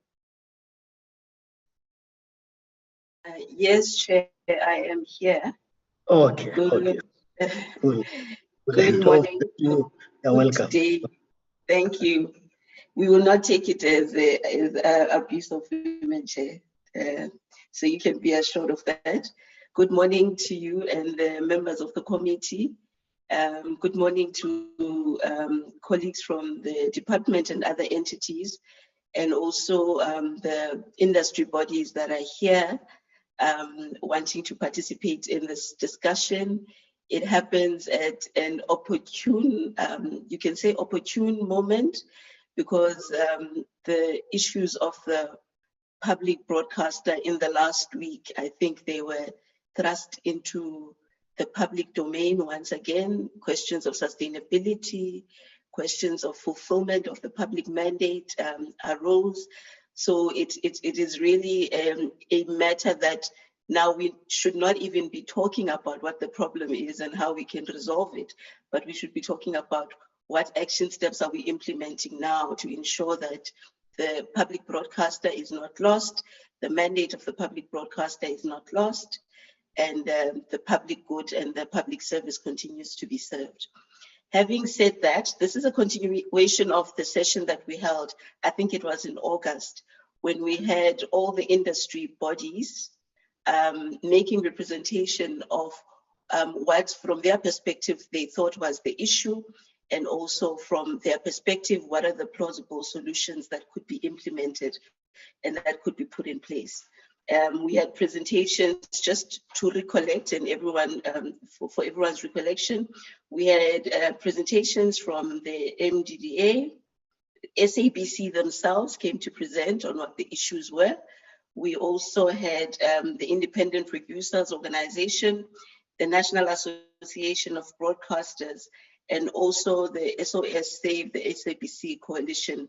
They came to make presentations, and if I can just give a high-level overview of some of the issues, the key parameters of what transpired in the session, and I think it aligns to the presentation that we've just had as well, on what are the areas that we need to look at. One of the things that came out quite strongly in the presentations was the regulatory and the policy framework that is in place that the public broadcaster is required to abide by, which in certain instances can serve as an impediment in terms of them evolving and reinventing themselves so that they can be agile and adaptive enough to the new requirements of the market. So the policy and regulatory framework was raised as an impediment. I think this was raised quite strongly by the SABC themselves, but all the presentations touch on that. And I think the second part, which we are all familiar with, is the funding model of the public broadcaster, because sustainability is linked to the availability of funds. And I think the third thrust was on strategy and leveraging on new technologies and elevating the value proposition that the broadcaster provides to the public. So for me, those were the three key areas that came out in the presentations that were made when everyone made their presentation. So today we are kicking off from where we started, and I'm hoping what the portfolio committee ideally would want are concrete recommendations that they can go and deliberate on as the committee to take this matter forward. But before we head into the discussions, we have a presentation from Ms. Elena Scaramucci. Please excuse me if I'm mispronouncing your surname.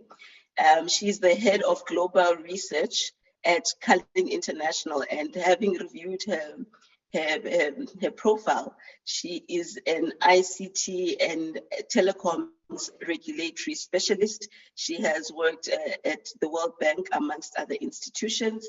So she's here to give us some of the trends, international and global trends, because I think sustainability of public broadcasting services is not a unique conversation to South Africa. So she's here to provide some of the trends so that we can see how we can learn and adapt for the South African market. Ms. Scaramucci, are you in the building? Yes, I'm here. Can you hear me? Yes, I can. We can hear you. Welcome to our roundtable discussion. We look forward to hearing your inputs and your insights. I'll hand over to you and you can fly it from your side. Thank you very much. Thank you very much. I'm very honored to be here, and I would like to thank, first of all, this distinguished audience, the Portfolio Committee, as well as the Department of Communications and all the guests of South Africa. I'm very honored to be here, as I said, also because, let's say, as here representing Cullen International, that is an organization that does regulatory research and monitoring. I have read with great interest the draft white paper of South Africa. And of course, I am not in a position to comment on it. It's a very comprehensive and interesting review. I am here in the first place to deliver what I learned from other countries and by observing the important reforms that have taken place in the broadcasting sector in different parts of the world. Including in Mexico, for example, where the reform was very recent, and also in Europe, of course. I am Italian, so I'm talking from Italy, and I was also, as a citizen, experiencing important reforms in the sector. So I will present something. It was prepared by me in a very short time, but I hope that what I collected today can be interesting. Of course, at Cullen, especially from the media experts, they will be more than happy to contribute also themselves on future occasion if there may be an opportunity. I will share my screen now.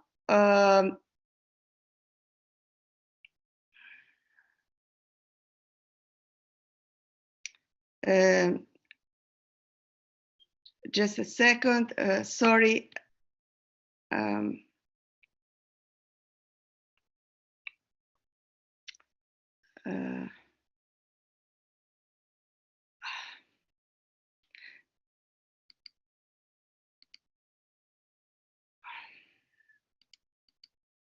Okay.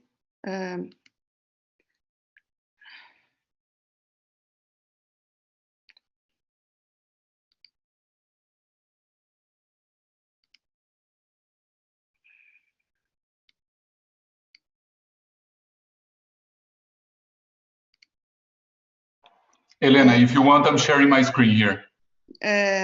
Yes, maybe it's, well, I can you see the screen now? Yes. Yes. Yes. Okay. Okay. So thanks a lot. So my presentation is, I try to focus my presentation on the experiences from Europe.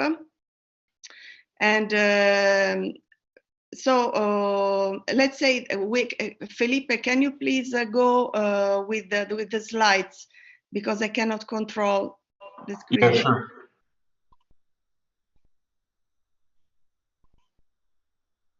Okay, so as I said, I work with Cullen International, and we revised a bit, at least not revised, but at least we read the very interesting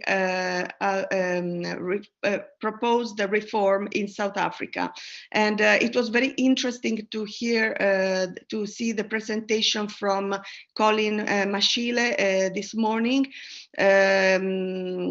My presentation focuses on a few aspects regarding audiovisual media services in Europe. Next, please. Okay. Public service broadcasting is very important in Europe. There are historic reasons.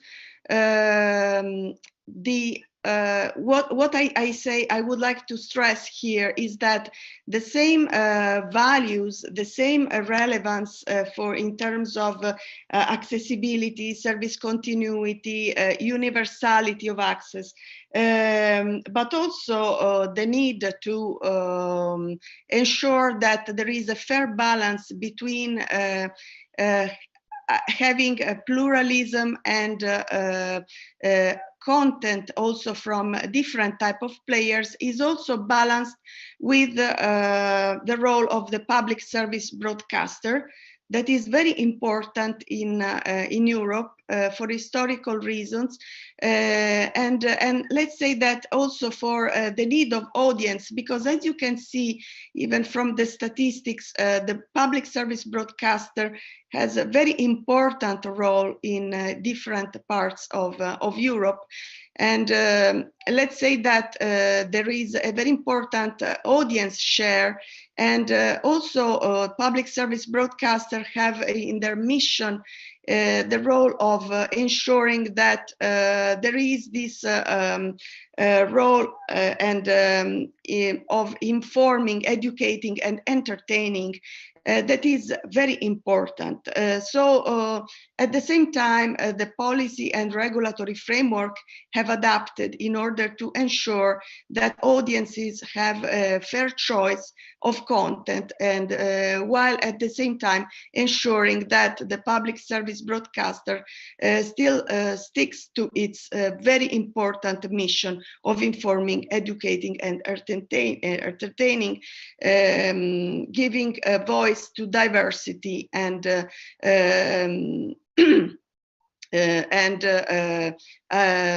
let's say ensuring that the content really reflects the values that want to be represented in each of the countries. Next, please. So as I said, the audiovisual media service policy and regulation have evolved, and there is a general framework at European level where all the member states of Europe must comply with, but of course nothing impedes each of the member states also to adopt their own national rules to make sure that the sector, the audiovisual media sector, really adapts to the conditions that exist in each of the countries. And these conditions are, let's say, reflect how the sector has developed in each of the countries. And I would like to stress this because, let's say, countries like, for example, Italy have developed their media sector a bit differently also in terms of type of infrastructure, from countries like Germany, for example, where since the beginning a lot of the broadcasting was transported, for example, was carried through cable networks. So that is to say that, for example, I saw that there is this relevant transition to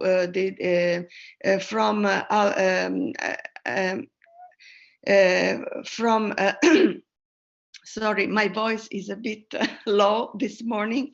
So from analog to digital terrestrial television, for example, the terrestrial signal has had much more relevance in some countries than in others. So this evolution from this digital terrestrial signal transition has been very important and a very delicate discussion in some countries of Europe and more than in others. So the transition has been more complex in some countries than in others. Can you please continue, Felipe, with the clicking? Okay. So we had this TV Without Frontiers. That it was the first step towards an evolution to ensure that there was a continuity of, let's say, and ensure that there was a single market represented in this common legal framework, all maintaining the protection of viewers and also ensuring cultural diversity, including ensuring that there was good funding of also European works and cultural diversity somehow fostered in Europe. Next, please. And let's say that a very important reform was carried out since 2007 to ensure that also the technology change was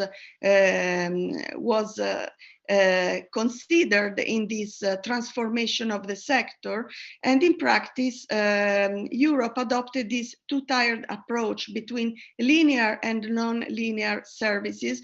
Regulation had to be adapted to that, and also to ensure that there was a technology neutrality to ensure, as I was saying before, that there was a good balance between, let's say, the new opportunities brought forward by technology and also new type of services with the need to protect somehow and foster the cultural diversity and all the values that are represented in the sector. Next, please. So let's say that the new changes were introduced in 2018 with a review of the Audiovisual Media Service Directive. And let's say in this case, it was also important to improving the level playing field between TV and the newest on-demand services like video on-demand services. Revising some of the rules. I will go to that in a minute. Next, please. And also a new set of rules for video sharing platforms. So we have, let's say, these new services like, for example, YouTube, for example, the newest type of services that have important audiovisual components and are also very widely accessed by the audiences. So it's very important to adapt the framework to the new challenges. Next, please. So the Audiovisual Media Service Directive, as it was revised recently, let's say maintained a number of provisions and somehow some protections, including, for example, minors have enhanced protection also for video on demand services like Netflix, for example.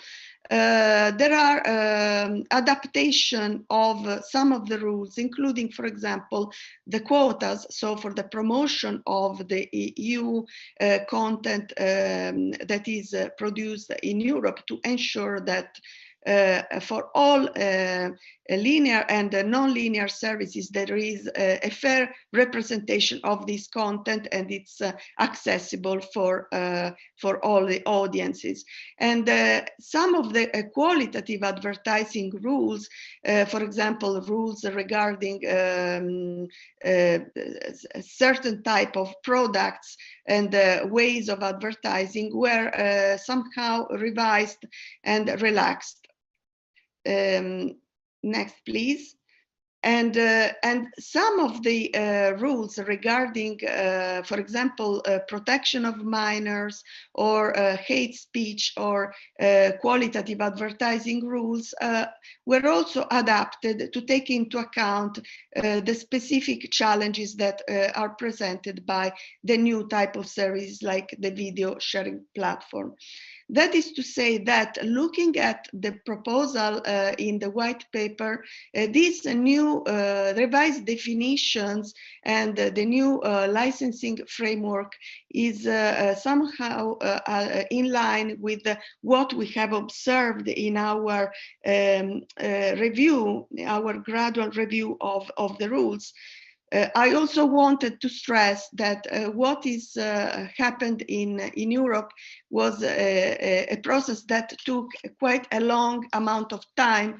And of course, the review in South Africa is very comprehensive, is a major one. And so I would like to congratulate for this effort in trying to modernizing the rules and making sure that they are adapt to the new, let's say, technological and changes, and also changes that are occurring from the side of the audiences. Next, please. So here I focus my presentation only on a few aspects. There are many of them. At Callen, we have been monitoring, for example, since the beginning, all the transition to the digital terrestrial television. And it has been, as I said before, a very complex one that also implied some review of the rules regarding must carry and must offer. I'm not going to discuss the issue today because there is no time, and but of course more than happy to meet again to really also deliver and present what we have learned in this very important process in Europe that had a deadline, and the deadline was by 2012. As regards the other countries around the world, for example, the digital terrestrial television transition has been carried out more recently. I can certainly say that, for example, in Mexico, but also in countries like Brazil, it was completed recently. There were some challenges to be met, including in the rules regarding not only licensing, but also about the best way let's say viewers could continue receiving the signals and making sure that that happened in a smooth way, also by adopting a number of policies to help the consumers from that side. And let's say also in that perspective, there was a very important discussion, for example, in Mexico, about ensuring that, let's say, the diversity could be continued, and there was more space also for new commercial channels, for example. That was something that is very specific in that country, where as opposed to Europe or South Africa, there is no significant role of a public service broadcaster. So they decided to create more diversity and to have more choice also for consumers in that respect. As regards our presentation today, I will focus on 4 main aspects. One is about advertising, one is about quotas, one is about investment obligations, and the other one is about performance measurements. Next, please. So first of all, when we talk about special rules applicable to public service broadcasting, one of the key issues was to ensure the sustainability of the public sector broadcaster. And in that respect, let's say that in several countries, here I'm presenting a very quick overview only of a few of the European countries. Consumers have to pay a license fee to support, let's say, the content development of the public service broadcaster, which has this main mission. I couldn't stop repeating that it's very important, this public role of informing, educating, and entertaining in a very inclusive way for all the population. So let's say that in many countries, let's say there are different ways of supporting the public service broadcaster.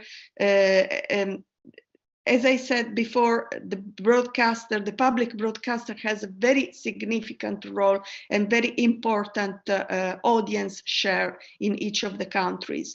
And countries like, for example, the UK are very famous, let's say, for having an important contribution paid to the BBC, and this license fee is paid on an annual basis to all viewers, and there are also mechanisms to ensure that there is compliance with the payment.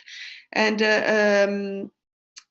here I would like to bring the experience, for example, of Italy, where the rules about the license fee were revised relatively recently. There was a lot of problem in Italy about collecting these fees and from the population, and in the end it was decided to lower the annual licenses, but make sure that everyone was paying this license fee.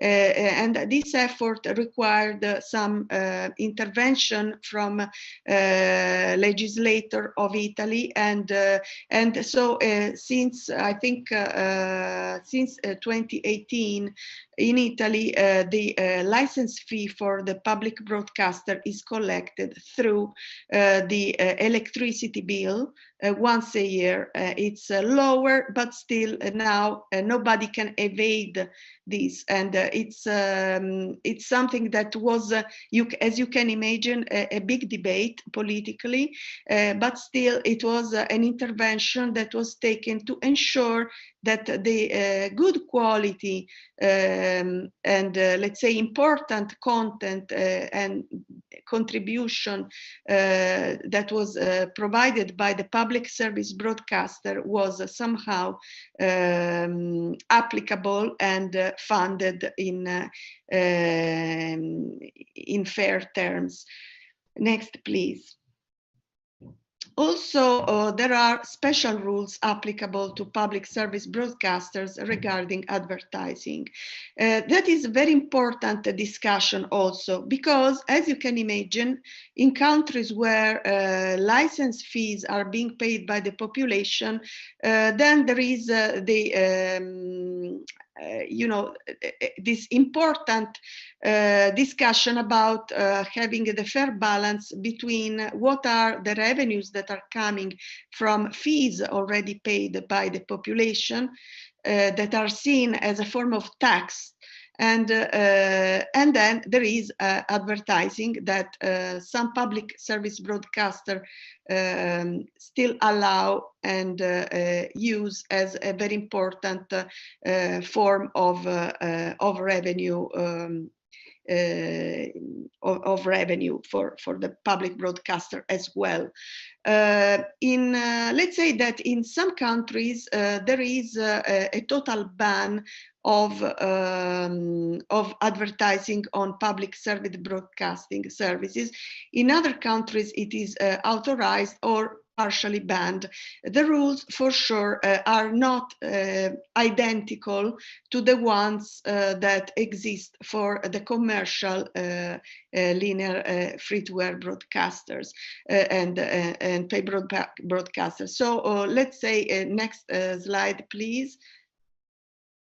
Here I just present. We have, of course, at Callen a much deeper benchmarking of the form of advertising that is allowed or not allowed on public service broadcasting. What I would like to show is that, for example, in some of the countries, like Italy, for example, it is allowed.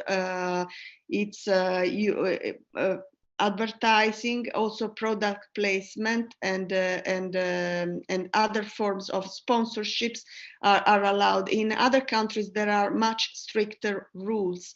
That really depends on what countries decide. As I said before, we have common rules about advertising at EU level, but of course, the rules are then adapted in each country depending on the market situation and the ways that it is decided to ensure that there is a fair funding of the public service broadcasting. Next, please. Also, there are common rules in Europe about transmission quotas. As I said before, there are general rules on quotas that apply to all audiovisual media services. Of course, there are some countries where there is this need to ensure that there is a fair, let's say a fair content of European works that are highlighted and transmitted on television. And as you can see, these rules are generally around 50%. In some countries, like France, for example, they are even higher. Also, there are sub-quotas in the countries, so it really there are specific quotas about, for example, the type of services. As regards the public service broadcaster, in many of the countries, there is this emphasis to ensure that European works are presented, and even in the sub-quotas, there is a commitment to ensure that, for example, there is content developed in each of the countries, that there are fair rules about language, and so on. There are rules also about the independent works, which means really facilitating the visibility also of content that is produced by the small producers. And you can see that in some of the countries there is this commitment also by the public service broadcaster to ensure that these independent works have a good presence in the transmission. Next, please. As regards investment obligations, some countries have introduced this, an obligation on all broadcasters, and including the commercial broadcasters, but also the public service broadcaster, to have to invest in some works, so including in production of works, of content, and also in the funding of EU independent works. And some let's say minimum investment obligations have been introduced in some of the countries. And you can see that, for example, in Italy here, but the rules change for every country, and we have all the information about each of the countries.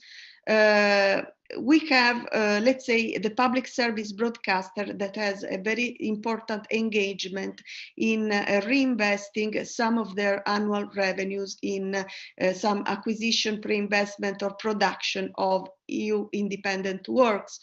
And some must be for the independent cinema Italian production.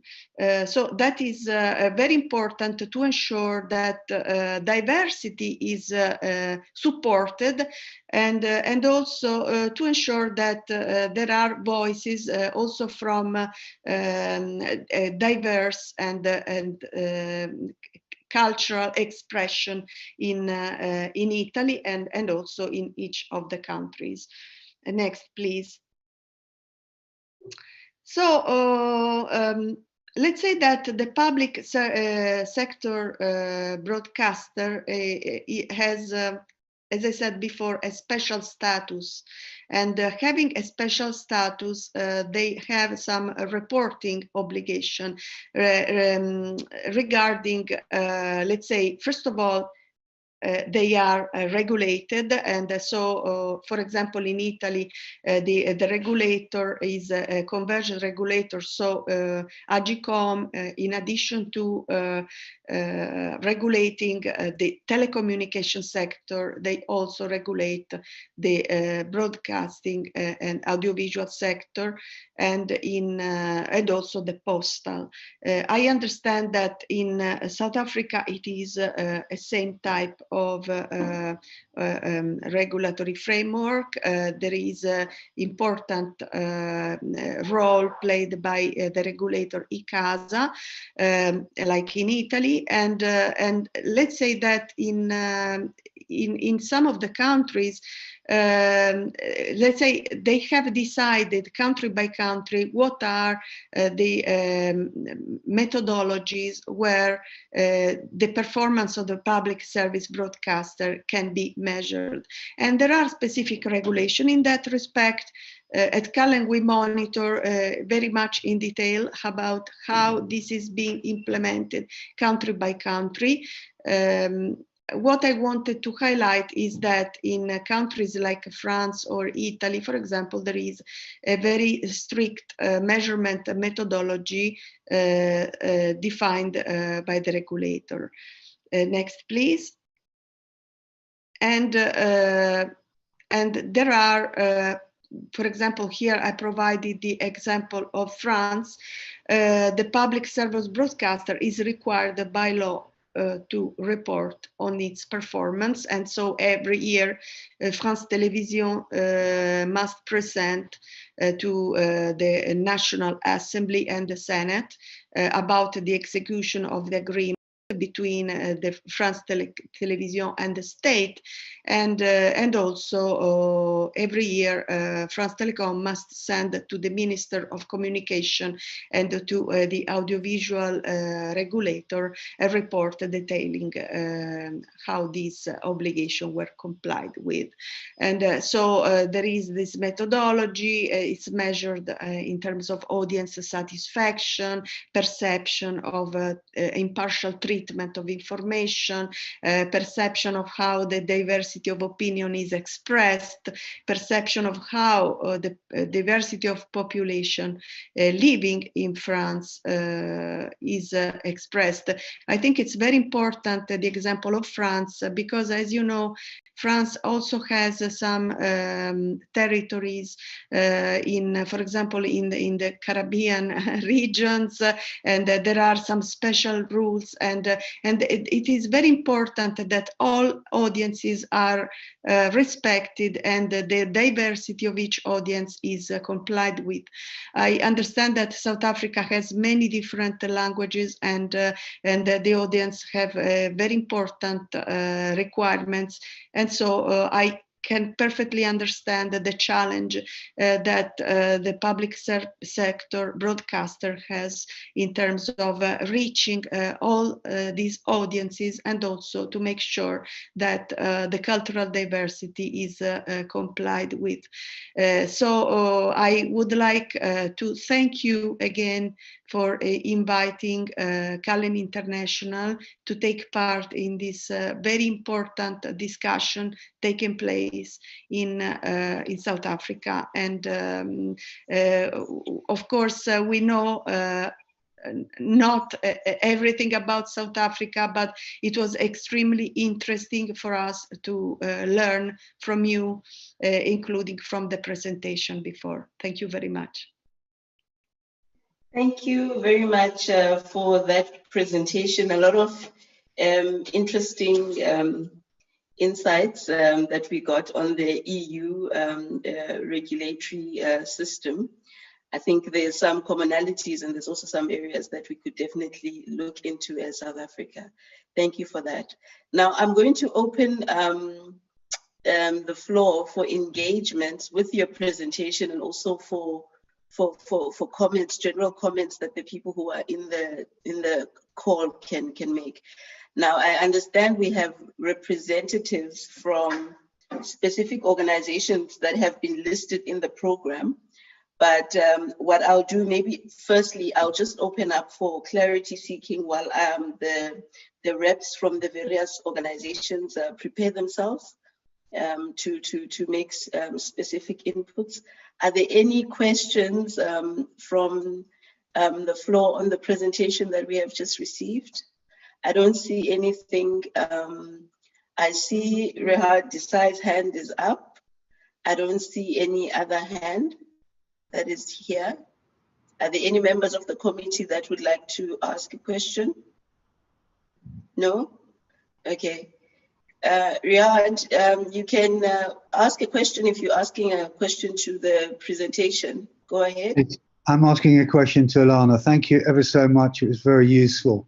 I'm from the Independent Producers Organization, and we've been following the developments in Europe quite closely. In particular, Italy, you know, the revival of Italian TV, given the funding that has been put into it, and its ability to generate international interest and audiences. Could you just tell us a little bit more about those funding obligations?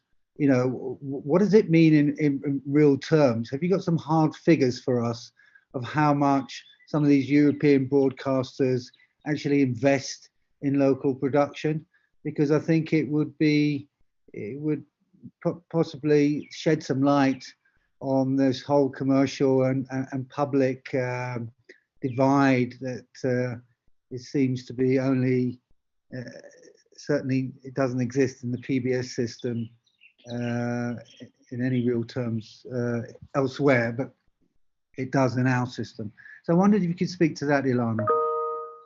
Yes, well, of course, I don't... Sorry, Ilana, before you respond, can we take at least 3 hands so that you respond to more than one question? We have the chairperson of the portfolio committee, Mr. Maneli, also his hand is up. And maybe when you answer the question, you can also outline the link to sustainability of the cinema industry. I liked that. How is the ownership what's the structure in Italy? Because I don't think we have such a link in South Africa between the broadcasting sector and the cinema sector as well. Mr. Maneli? Thanks, Abongile, and again, thanks for this presentation. I think I'm just riding on what Rad would have raised on the separation. For example, in those countries where they would not even allow advertising on the public side of things. Now, I'm raising it because of the initial discussion about BBC, where it reports to be generating a lot of revenue from the side of the commercial, whilst in the public, they would not even allow the advertising, which is seen as a source of revenue, especially if you look at it from a point of turning viewership into revenue. But again, it also speaks to another point raised in the initial presentation, where there's a need to access information, because if you're about informing the public and you have a ban, for example, on advertisement, is that also not a limitation from a point of access to information on what's happening? Whereas it would appear that you're driving it also to the side of the commercial. So in South Africa, there's that debate now on whether the actions are more of commercializing a public service that is supposed to go to the people. So as you respond to that, it helps us as the committee in decision making into the future. Thanks. And then before you respond, there's a question from Mr. Buluka, Dr. Buluka in the chat. He's talking about the France model. I'm not sure if you saw that. They introduced a special tax to fund their PBS. He's requesting that you share the modalities of the France revenue collection system. Over to you.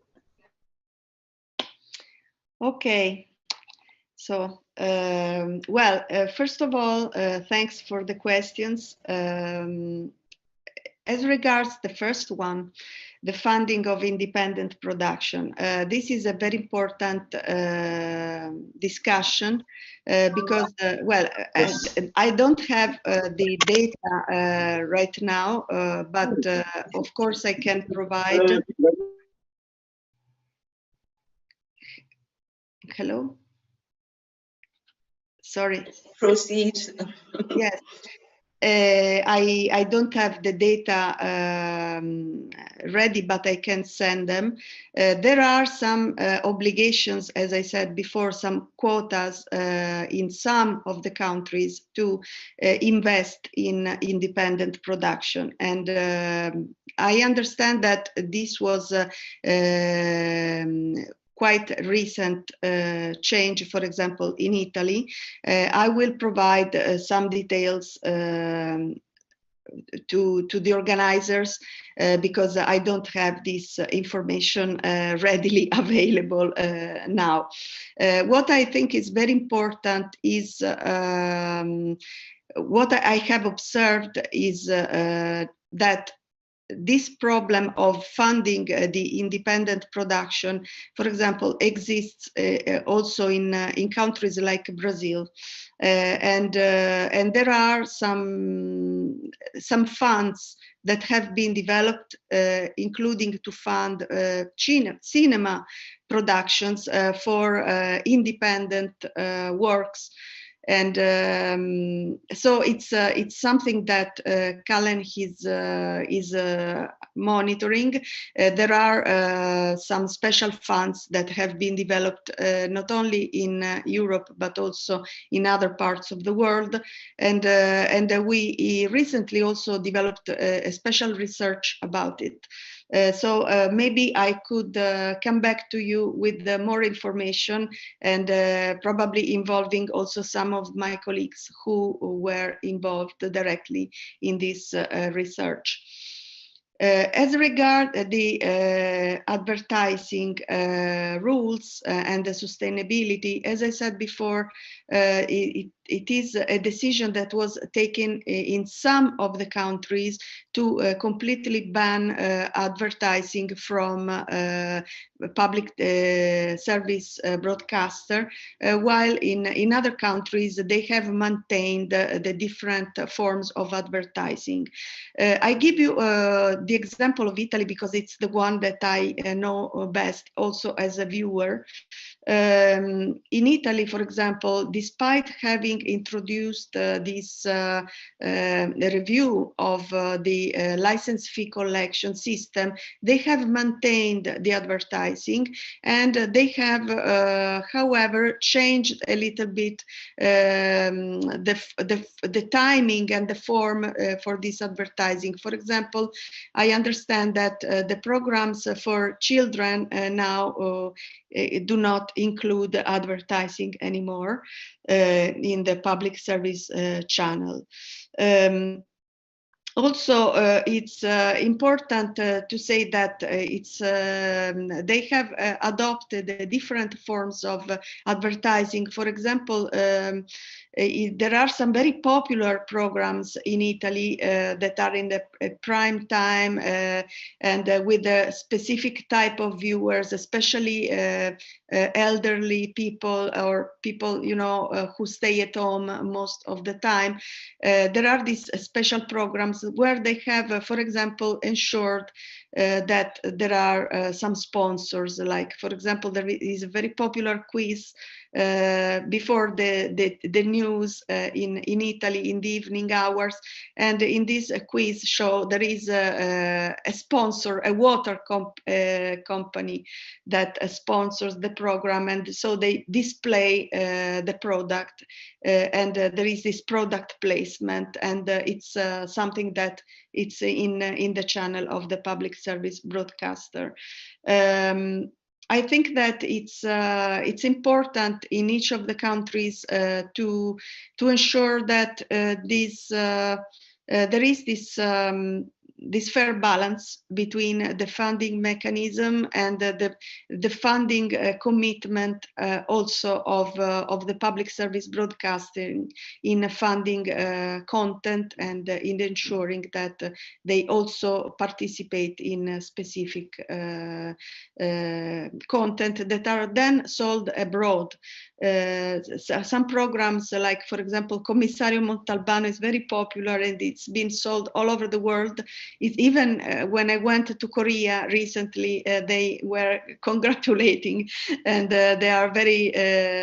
It's a very popular in Japan and so on. So it's some content is very popular in internationally, and so. Let's say that the funding mechanism have been found.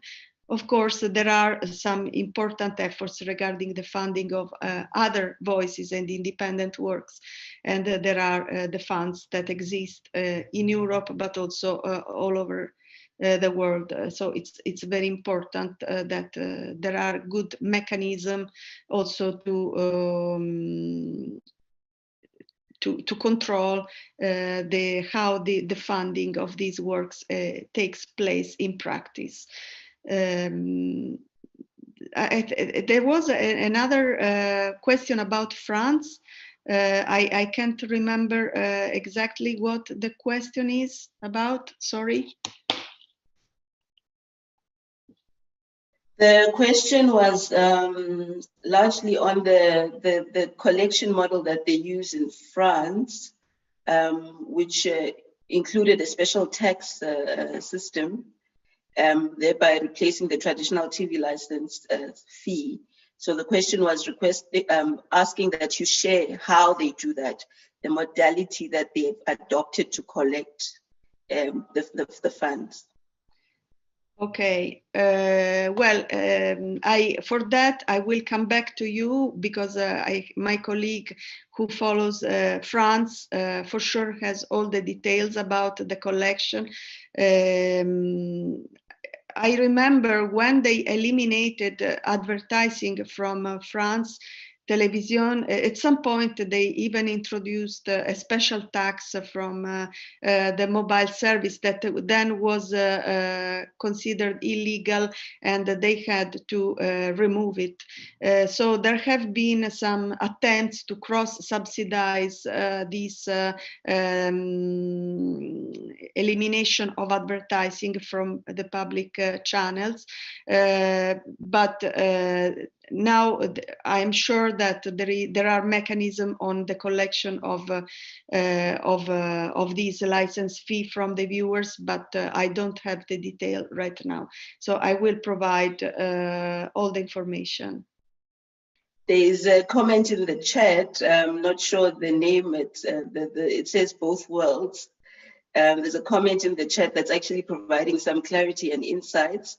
That says there's a special body that collects the fee and directs it to the relevant bodies. So, but I think we'll also appreciate the information. I see there's someone who's trying to put a hand up, Mr. Khalix. Is that the clothing shop, Mr. Khalix? For the businessman who knows what he wants. Over to you. Hi, firstly, thank you for the opportunity to participate in this forum. My name is Khalik Sharif. I'm from the Media Group. And I'd like to thank Elena for a wonderful presentation and oversight of what's happening in Europe. It's always fantastic to learn about what's going on in other parts of the world. But South Africa is South Africa, and we are absolutely unique. And we can, of course, adopt and adapt some of the learnings from Europe. But firstly, I must tell you this, we are South Africa's only private free-to-air broadcaster, as you all know this. And our first stance in this matter is the following. One is that we wish and hope for a very strong SABC. We think that for free-to-air broadcasting, and in this case where there are just two incumbents, and one being the public service broadcaster, and that broadcaster, the SABC, must be very strong. Having said that, let me just touch on advertising. Now, in South Africa, television advertising amounts to about 6 billion rand net. That's what it is. We all have to share in 6 billion rand. Now, you all know what it costs to run the SABC. And even if the SABC took all that advertising, they will still not be able to afford the mandate that they are given, and that is in multiple languages, etc., etc. Having said that, I don't think that the SABC should not have advertising. It must have advertising. And it must have advertising because South Africa and marketing and business and economy depends on how we can entice our customers to spend more and more money. And that is talking from the marketing end. Therefore, the SABC is an important carrier of that message for business. And it must have advertising. How much of advertising it must have is also a point that we must consider. In present day circumstances, it is exactly fine how it works, because the SABC has 60% of the market, we have about 25-30% of the market. Everything was working out fine. We fight in the marketplace for the advertising revenue, it's all fine. If there comes a time when there would be more private broadcasters licensed in the free-to-air space, then the money available in advertising will not be sufficient to make each one of them break even or even make a little profit. So therefore, up to that point where further licenses are granted, the status quo is okay. But when other licenses are granted, then this portfolio committee must review the kind of advertising or the share of advertising and how it will impact on the SABC. Now, if in that time we have to sort of sort of curtail the number of minutes in advertising for the public broadcaster or whatever, it must be then we have to find other means of funding the SABC. And that leads me to license fees. Now, out of personal experience, I know that license fees are compulsory in many parts of Europe. And we must try to make that compulsory here. Now, if you take license fees, there are 15 million households in this country. About 3 million of these households are indigent, okay? Now, which leaves you about 12 million households. 10 million of the households will probably pay you if it's a must-pay situation. So if you have 10 million households are going to pay you at 300 Rand a year, that's about 3 billion Rand already. So already, if you've got 3 billion Rand of advertising, and you must make it compulsory, that's the important thing. And I think government and people like yourselves, in the honorably ministers and people in the government, you should make it your duty to find a way to get South Africans to commit to paying the TV license. Now, how is it done everywhere else? Like we heard from Elena earlier on, in some places it's done through the electricity bills. In some ways it's done everywhere else. Unfortunately, we have to find those mechanisms to tax further the South African household to get through to make sure that the SABC survives.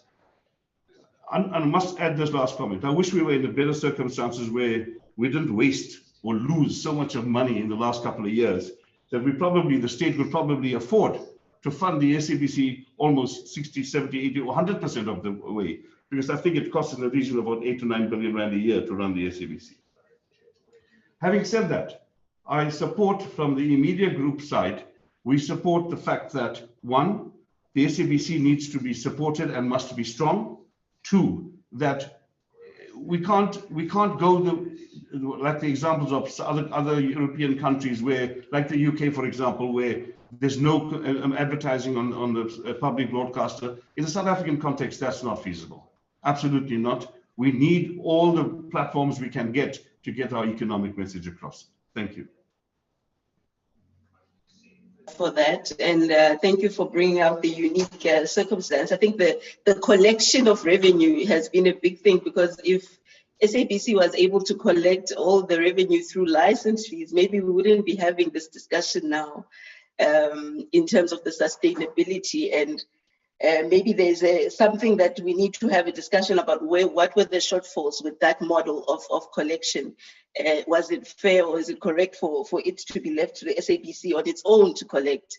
And I think the other models that are coming from the other countries is showing that it's not left to the broadcaster to do the actual collection of the fees. And maybe that's something that the policymakers need to look into. I don't see hands, and I see that there were specific institutions that were built to talk and make inputs and provide their insights. And it would be interesting to hear, I'll start with the department and ICASA. If there is a rep from either the department or the regulator, the broadcasting regulator, please feel free to make inputs, because from the presentation that was made by Elena, what I saw is that the regulatory framework or the policy framework, the changes have been made as far back as 2007 to ensure the agility of how we regulate the broadcast, the public broadcaster in the various jurisdictions. Is our framework up to standard? Can we adapt and support the public broadcaster in this new environment, in this new converged ICT environment? Is our policy framework sufficient for that? And I think if ICASA is here, I don't know, I don't see anyone from ICASA. There was a very interesting point that was made about a performance-driven regulatory system that has been put in place in some of the European Union countries. Are we measuring those indicators from our side as ICASA or as South Africa to ensure that we use the regulatory system to also support and enhance the performance of the public broadcaster? Can I get a rep from the department or ICASA if they are in the room?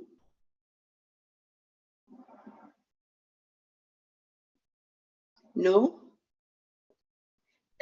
Department of Communications, Colin, do you want to say anything with regards to that point on the policy framework and how they've adapted in European countries? Colin or the acting DG?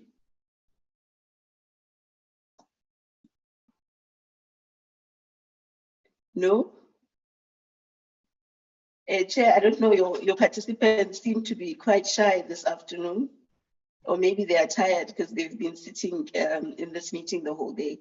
Can I then request, I don't know if Rihad, you want to speak again, because I see that the independent producers are also billed to speak, and you have your hand up. Yeah, I wanted to come in on, I wondered whether we could move on. I wanted to come in on the present fray we are seeing at the SABC. We know that the AV policy and so on will take at least 5 years before it gets into legislation, and the next parliament. Still a long road there, and I want to congratulate them on that document. I think there's many really good insights and lessons being learnt, taken forward in that draft policy. Just to say that we have a situation here. The Honourable Van Dam raised the question of the minister wanting to facilitate or participate or whatever in the retrenchments process or the negotiations going on there. We have a number of players erroneously arguing for the dissolution of the board, and we feel that this is really runs against the grain of the Constitution. The SABC board have been put into place to ensure its independence, and we know that we have a sufficient legislative framework which allows labour disputes to be contained inside that framework, our own legal framework. The continued, I think, noises from certain members of Parliament, dare say some people on the Portfolio Committee, about their desire to interfere. You know, we talk about here we have the a dichotomy or so-called dichotomy between interference and intervention.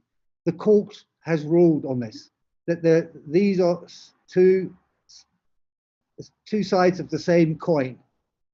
And therefore, you know, we really do feel that, you know, while we are opposed to commercialization of the SABC, the driving down of costs, the undermining of quality, the fact that we have less local content on air and so on, the wage bill is forcing the board's hand in this matter, where we're seeing continued repeats, a continued situation where they will be unable to hold the audience share they do have. And so, you know, our message is quite simple. You know, we would like some discussion on this matter at this forum to get clarity from Parliament in terms of where you stand and how you're going to hold the minister accountable in this matter. And to, you know, again, eyes on, hands off. That's what we want to see. That's what we need to see. The independence of the public broadcaster is critical in many, many regards.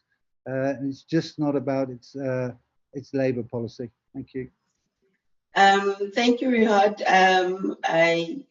I'm not sure if we'll have the sufficient time, considering that we have less than 3 minutes in the session, to deal with the issues that you have raised. And I think the session had a particular intended purpose.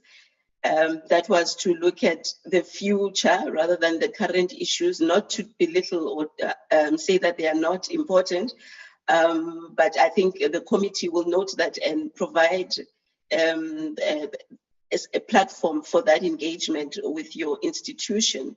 But maybe some of the members want to add. I see Mayor Kubeka, you have your hand up. I saw another member of parliament who had their hand up, but I don't see it anymore. Over to you. Okay, I'll in this order. Member Kubeka, Member Faku, and Mr. Munjarele. You will then be the third person to speak. Thanks very much, Chair. Chair, I just wanted to respond to this former speaker that he was on the platform to say he must not panic. The minister is not there by mistake. The minister on our side also, as a shareholder also, it's us also on the side of the committee where we know that the minister and the deputy minister, they need to play their role. So he must not panic, and it's so unfortunate just to tell us about those constitution. We are fully much aware about the constitution. So he must not panic. It's us as the committee who are working with the minister, and also we do understand it to say all the entities that are under this department, it's a must to our side as the committee to work with those committees, and also the minister to champion as the minister is leading the department. So he must not panic. There is something that is on the table at the moment, as we are calling it a challenge that has arisen in the SABC. So indeed, finally, we need to engage and to get some solutions on that matter. So those matters, they will never ever be discussed on air. There are people who are supposed to sit down and discuss and engage in those matters. So he must not panic. The minister on the side of the portfolio, as we know, that is leading that department of communication. And as SABC is part of other entities, just like these other entities that are present there, he must not panic. We will engage the minister. She must have something to engage in order that she must also give to us a response. So there is an issue. I'm sure she's much aware on the issue of the interference. There is an issue of interference and the issue of intervening. But I think if there is a problem, we need to intervene. We are not interfering. So he must not panic. We know where we need to step in, and also we know that where we are not supposed, as just like ICASA, it's an independent entity, but we know that they need to be accountable. So he must not panic. Thank you. Thank you, Member Kubeka. Can I please hand over to you, Honorable Faku? I hope you will not be discussing the current issues of the SABC, because I think it would be best placed if that is dealt with in a formal committee meeting, and we've focused the discussions on the policy interventions that we want to propose. Thank you, Chair. Chair, don't preempt what I'm going to say. I think that is not fair. But thank you very much, and thanks for the presentation that we've received. I think the presenter has made very good remarks in her opening remark, where she explained the mandate of a public broadcaster. And I think that is very important. What the role of a public broadcaster is, I think that is very clear. So I just wanted to say that that is a very good point that she has raised, and also on some of the options that she has come up with in terms of revenue collections and other means that a broadcaster can improve, and the policy perspective that she has given us of other countries. I think this session, of course, as you have said, it's an interaction section whereby you are able to learn and look at notes, especially on the current draft policy the department is coming up with. So I just want to tell her that this session was a very informative session. But Chair, I think it's important that our role as members of the parliament, we know we are public reps, we know what our responsibility is. We can't be told what our responsibility. I think that is important, but we must be reminded where we think there's a bit of interference from the stakeholder, which is the minister. We're doing oversight, and hence we are coming up with all these options and these interaction sessions with all stakeholders so that we can hear views of what is happening. And I think also the independent media producers that have presented, they've made some good remarks on certain issues that we as a committee, we need to consider going forward. I just wanted to highlight those issues, Chair. Thank you very much. Thanks. Thank you, Chair. Thank you, ma'am. Can we please have Mr. Munjarere? Over to you.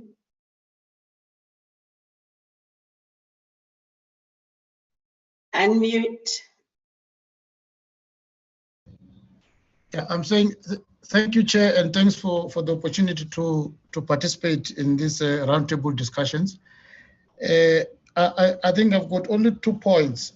Just I want to raise, just to take on where Khalik left off, around the issue of the license fees. I think, as we know, the license fees in terms of the Broadcasting Act and the subsequent regulations is mandatory, it's compulsory. All of us who are owning TV are supposed to be paying TV licenses. And this question has been on the table for a very long time, Chair. And I think there has been attempts in the past to address this question of license fees. What we do know for a fact, Chair, is that the SABC it is not does not have the capacity to collect license fees. We know that. I think if you look at the annual report, what is possible to be collected and what they collect, I think is just a drop in the ocean.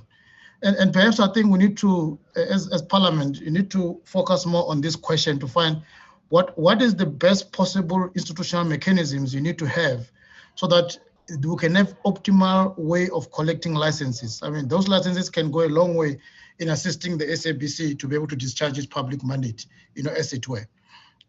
But also, the costing of that public mandate has to be done so that we know what we're talking about. I think many times we hear that the public service mandate is unfunded. How much is it? Can we get the numbers? Can we crank the numbers and know so exactly around some of those things?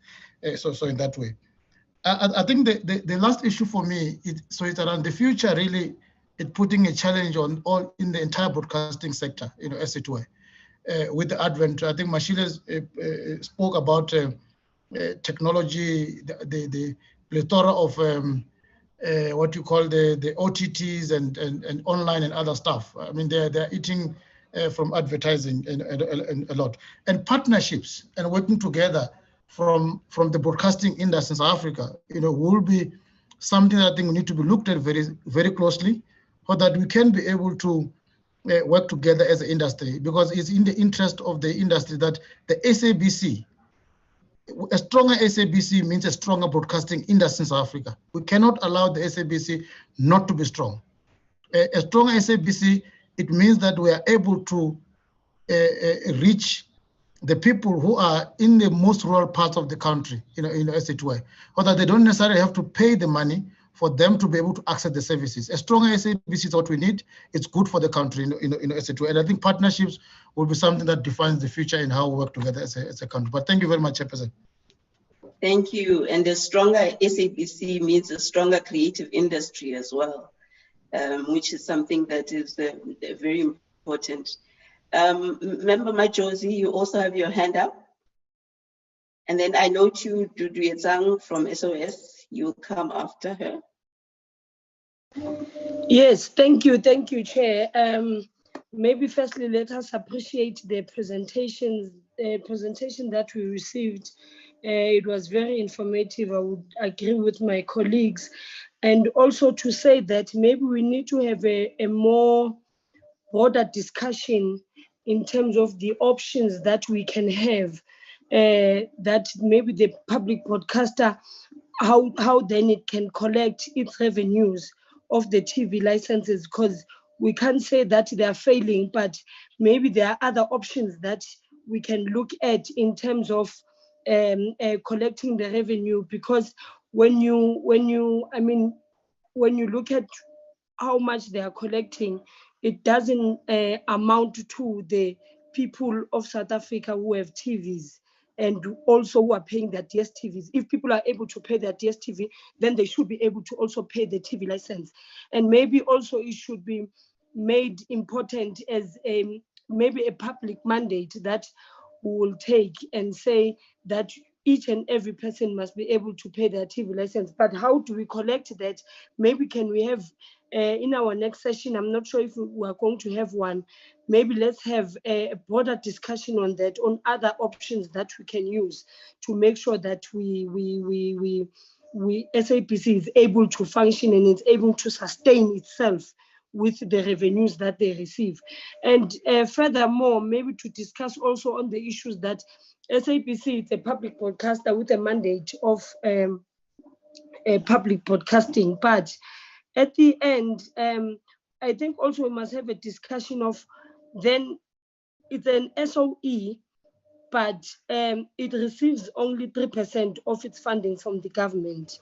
How is that also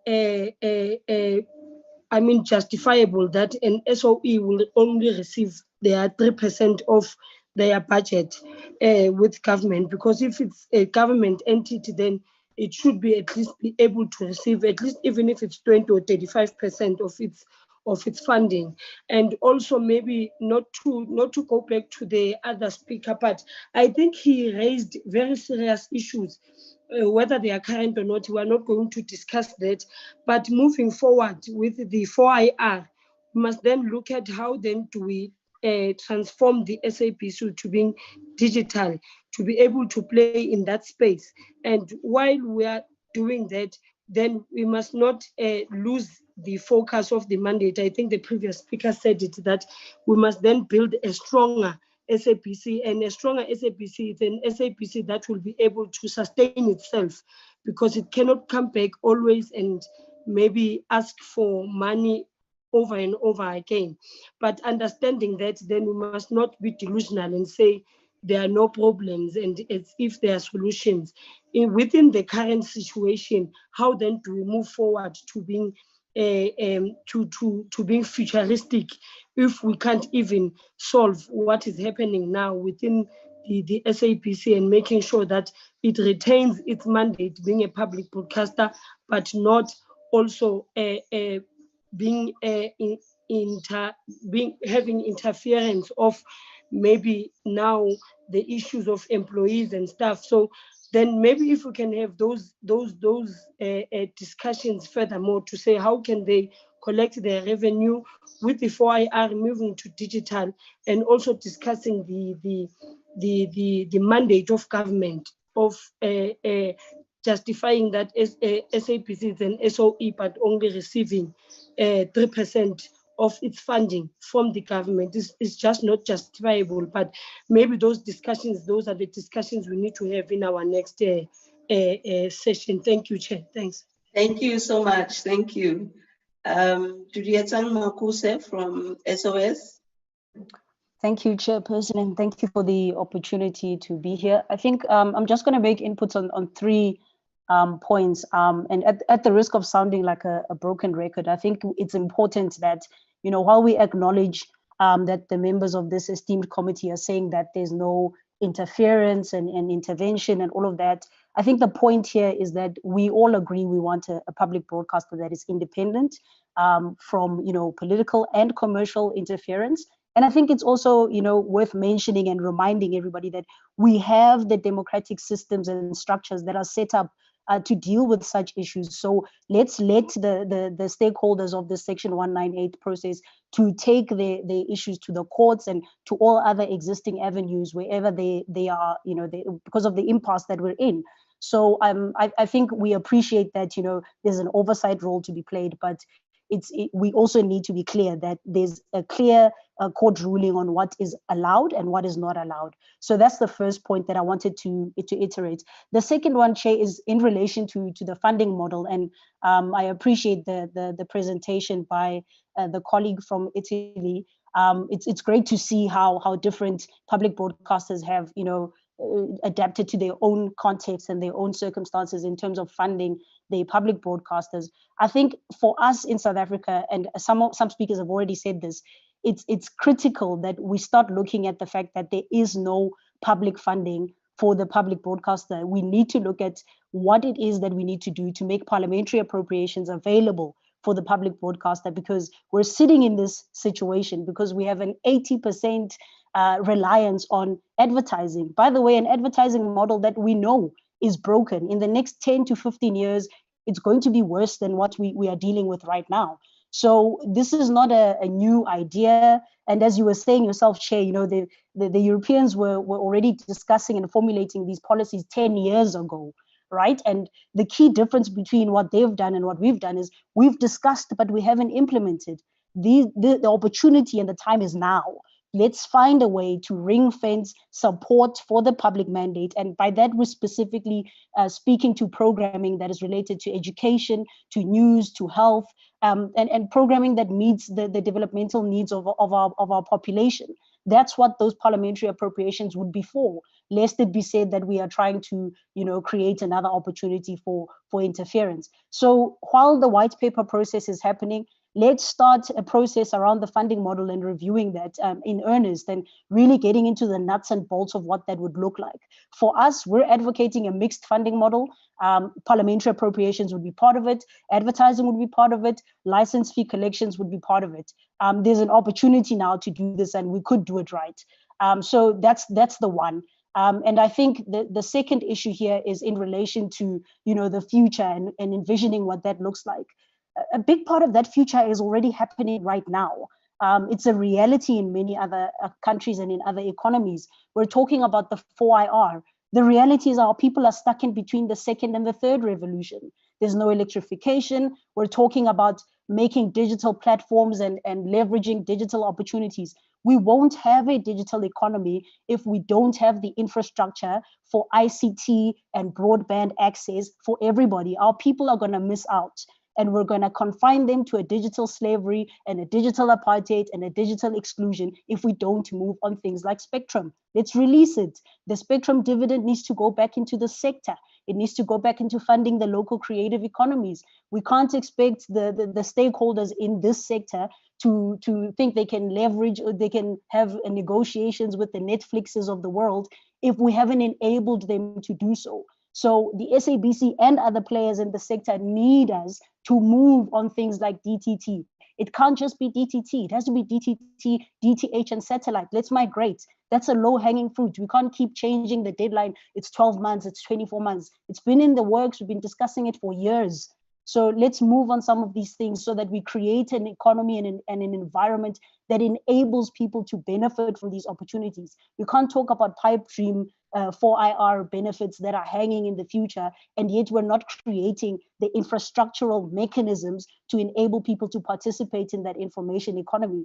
And I think these are some of the things that we need to be looking at in the immediate term. We can't wait for the white paper process to be done. It's great that it's happening, and it's a good start for us to start looking at the details of what needs to happen. But the markets have changed. The advertising models, they're broken. We're in a new environment. It requires innovation. It requires all kinds of experimentation in order to find what those new business models are. So let's start unshackling the policy, whatever the loopholes are, whatever has created us to be stuck in this place. Let's start removing those barriers so that we can actually get to a place where we are implementing quickly. Thank you. Thank you very much for those inputs. We are 17 minutes over the time, and I'm keen to have a structure of how do we move forward with these deliberations. So there's a sense of urgency that's coming through in the meeting, Chair, and I think the committee then needs to take that outside of the roundtable discussion to say, what are the short-term, medium-term, and long-term interventions that we can put in place as the portfolio committee, as well as the department, to see how we can assist the SABC. One of the things that is coming out quite strongly is on the funding model of the SABC. And I'm hoping, Chair, in your closing remarks, because I'm going to hand over to you to close now, in your closing remarks, you'll give us some direction on how do we take these discussions forward. There's the white paper process that is currently happening. There are processes that are currently happening within the SABC right now. And there may be interventions or discussions that the committee may want to have on the funding model that the public broadcaster has. And I think also looking broadly at the broader spectrum of how do we revive and relook the broadcasting space to ensure that there is continued sustainability of the public broadcaster moving forward. So those are some of the questions that have come up, or some of the issues, and they are not new, Chair. Having been in the broadcasting sector for a couple of years now, I can assure you that these are not new discussions, and it's something where we need to get the ball rolling to say, how do we move forward to change these issues? Obviously, taking into cognizance the South African realities that we have. Chair, before we close the session, would there be anything that you would like to say to give direction from the committee on how do we take these discussions forward?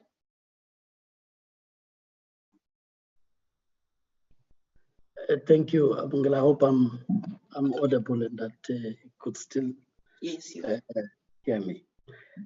I think firstly, it's really to appreciate the comments that have been made, having received these two presentations. And when I say comments, that also refers to some of the points that are raised in the chat. I think there's a lot to learn from those comments in terms of looking at the way forward. But of course, it will also not be looking good that we may seem to be running away from what is raised as current matters, for fear of being projected as though we are underplaying the current situation. Let me put this point forward, that initially there was a question raised in the first presentation about a briefing. This committee would have had a night-long meeting, probably the longest for all the committees that have sat in Parliament thus far, finishing at 12:15, early hours of the morning, which we think was a sign of commitment from Parliament and all those that are involved in resolving the problem. That includes the board, its executive in SABC, as well as the department. And I think our approach is really that in the intervening period, we need to support the efforts that are being made by all stakeholders to find a solution on the immediate problem. But the committee has always put this point clear, that yes, the current situation of the Section 189 is just but one point that we are dealing with. But in the main, it should be about the repositioning of the SABC in a way that SABC is sustainable and that it remains relevant to South Africans. And in that way, it will then still be the choice for South Africans. Now, we have made proposals in terms of what needs to happen. Some of them are the ones that are raised here. We have made those. This includes this thing of the analog switch off, where you've postponed many of the timelines. That presents an opportunity for us if we get to DTT, that will have more channels, retraining and reskilling of people to participate in that regard. But of course, we have looked at this thing of the funding model. It's something that cannot be postponed in the engagements. And this is the reason the committee would have wanted better details, even in understanding what you say is commercial and how it's performing vis-a-vis the public broadcasting side of things. So I'm just saying all of these are being looked at. So in the interventions that are being made, we have as a committee, and I want to repeat this, we have as a committee raised that it's important to recognize the role of a shareholder without breaking the law. Understand the role of Parliament without breaking the law. And at this point in time, we did not see anything that suggests that there is breaking of the law, like interfering in the operations of the SABC, except to continuously say all the stakeholders involved get back to meaningful engagements, because at top of the agenda should be to help the SABC to reposition itself. Now, so that it's understood that when we have these round table discussions, it's still part of that journey, that we will need to go beyond the current and look at what the future holds. And sometimes it's good to get other views, even at a time when you are not about to make a decision then, but it helps you for the future to make informed decisions, especially relying also on current research that is done by different bodies out there which look at broadcasting.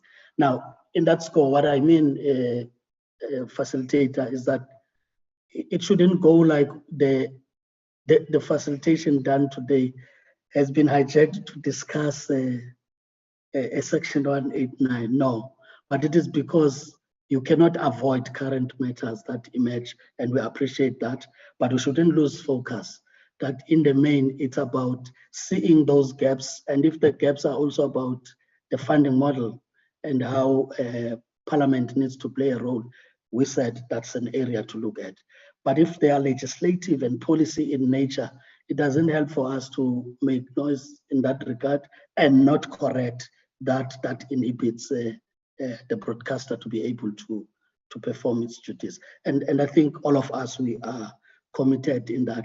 Allow me to close this point by saying, given that this matter has been raised earlier, but the acting DG at the time would have lost connection, the commitment one makes is that we would be raising it with the department, because we have our meeting on Tuesday, which was about adoption of reports.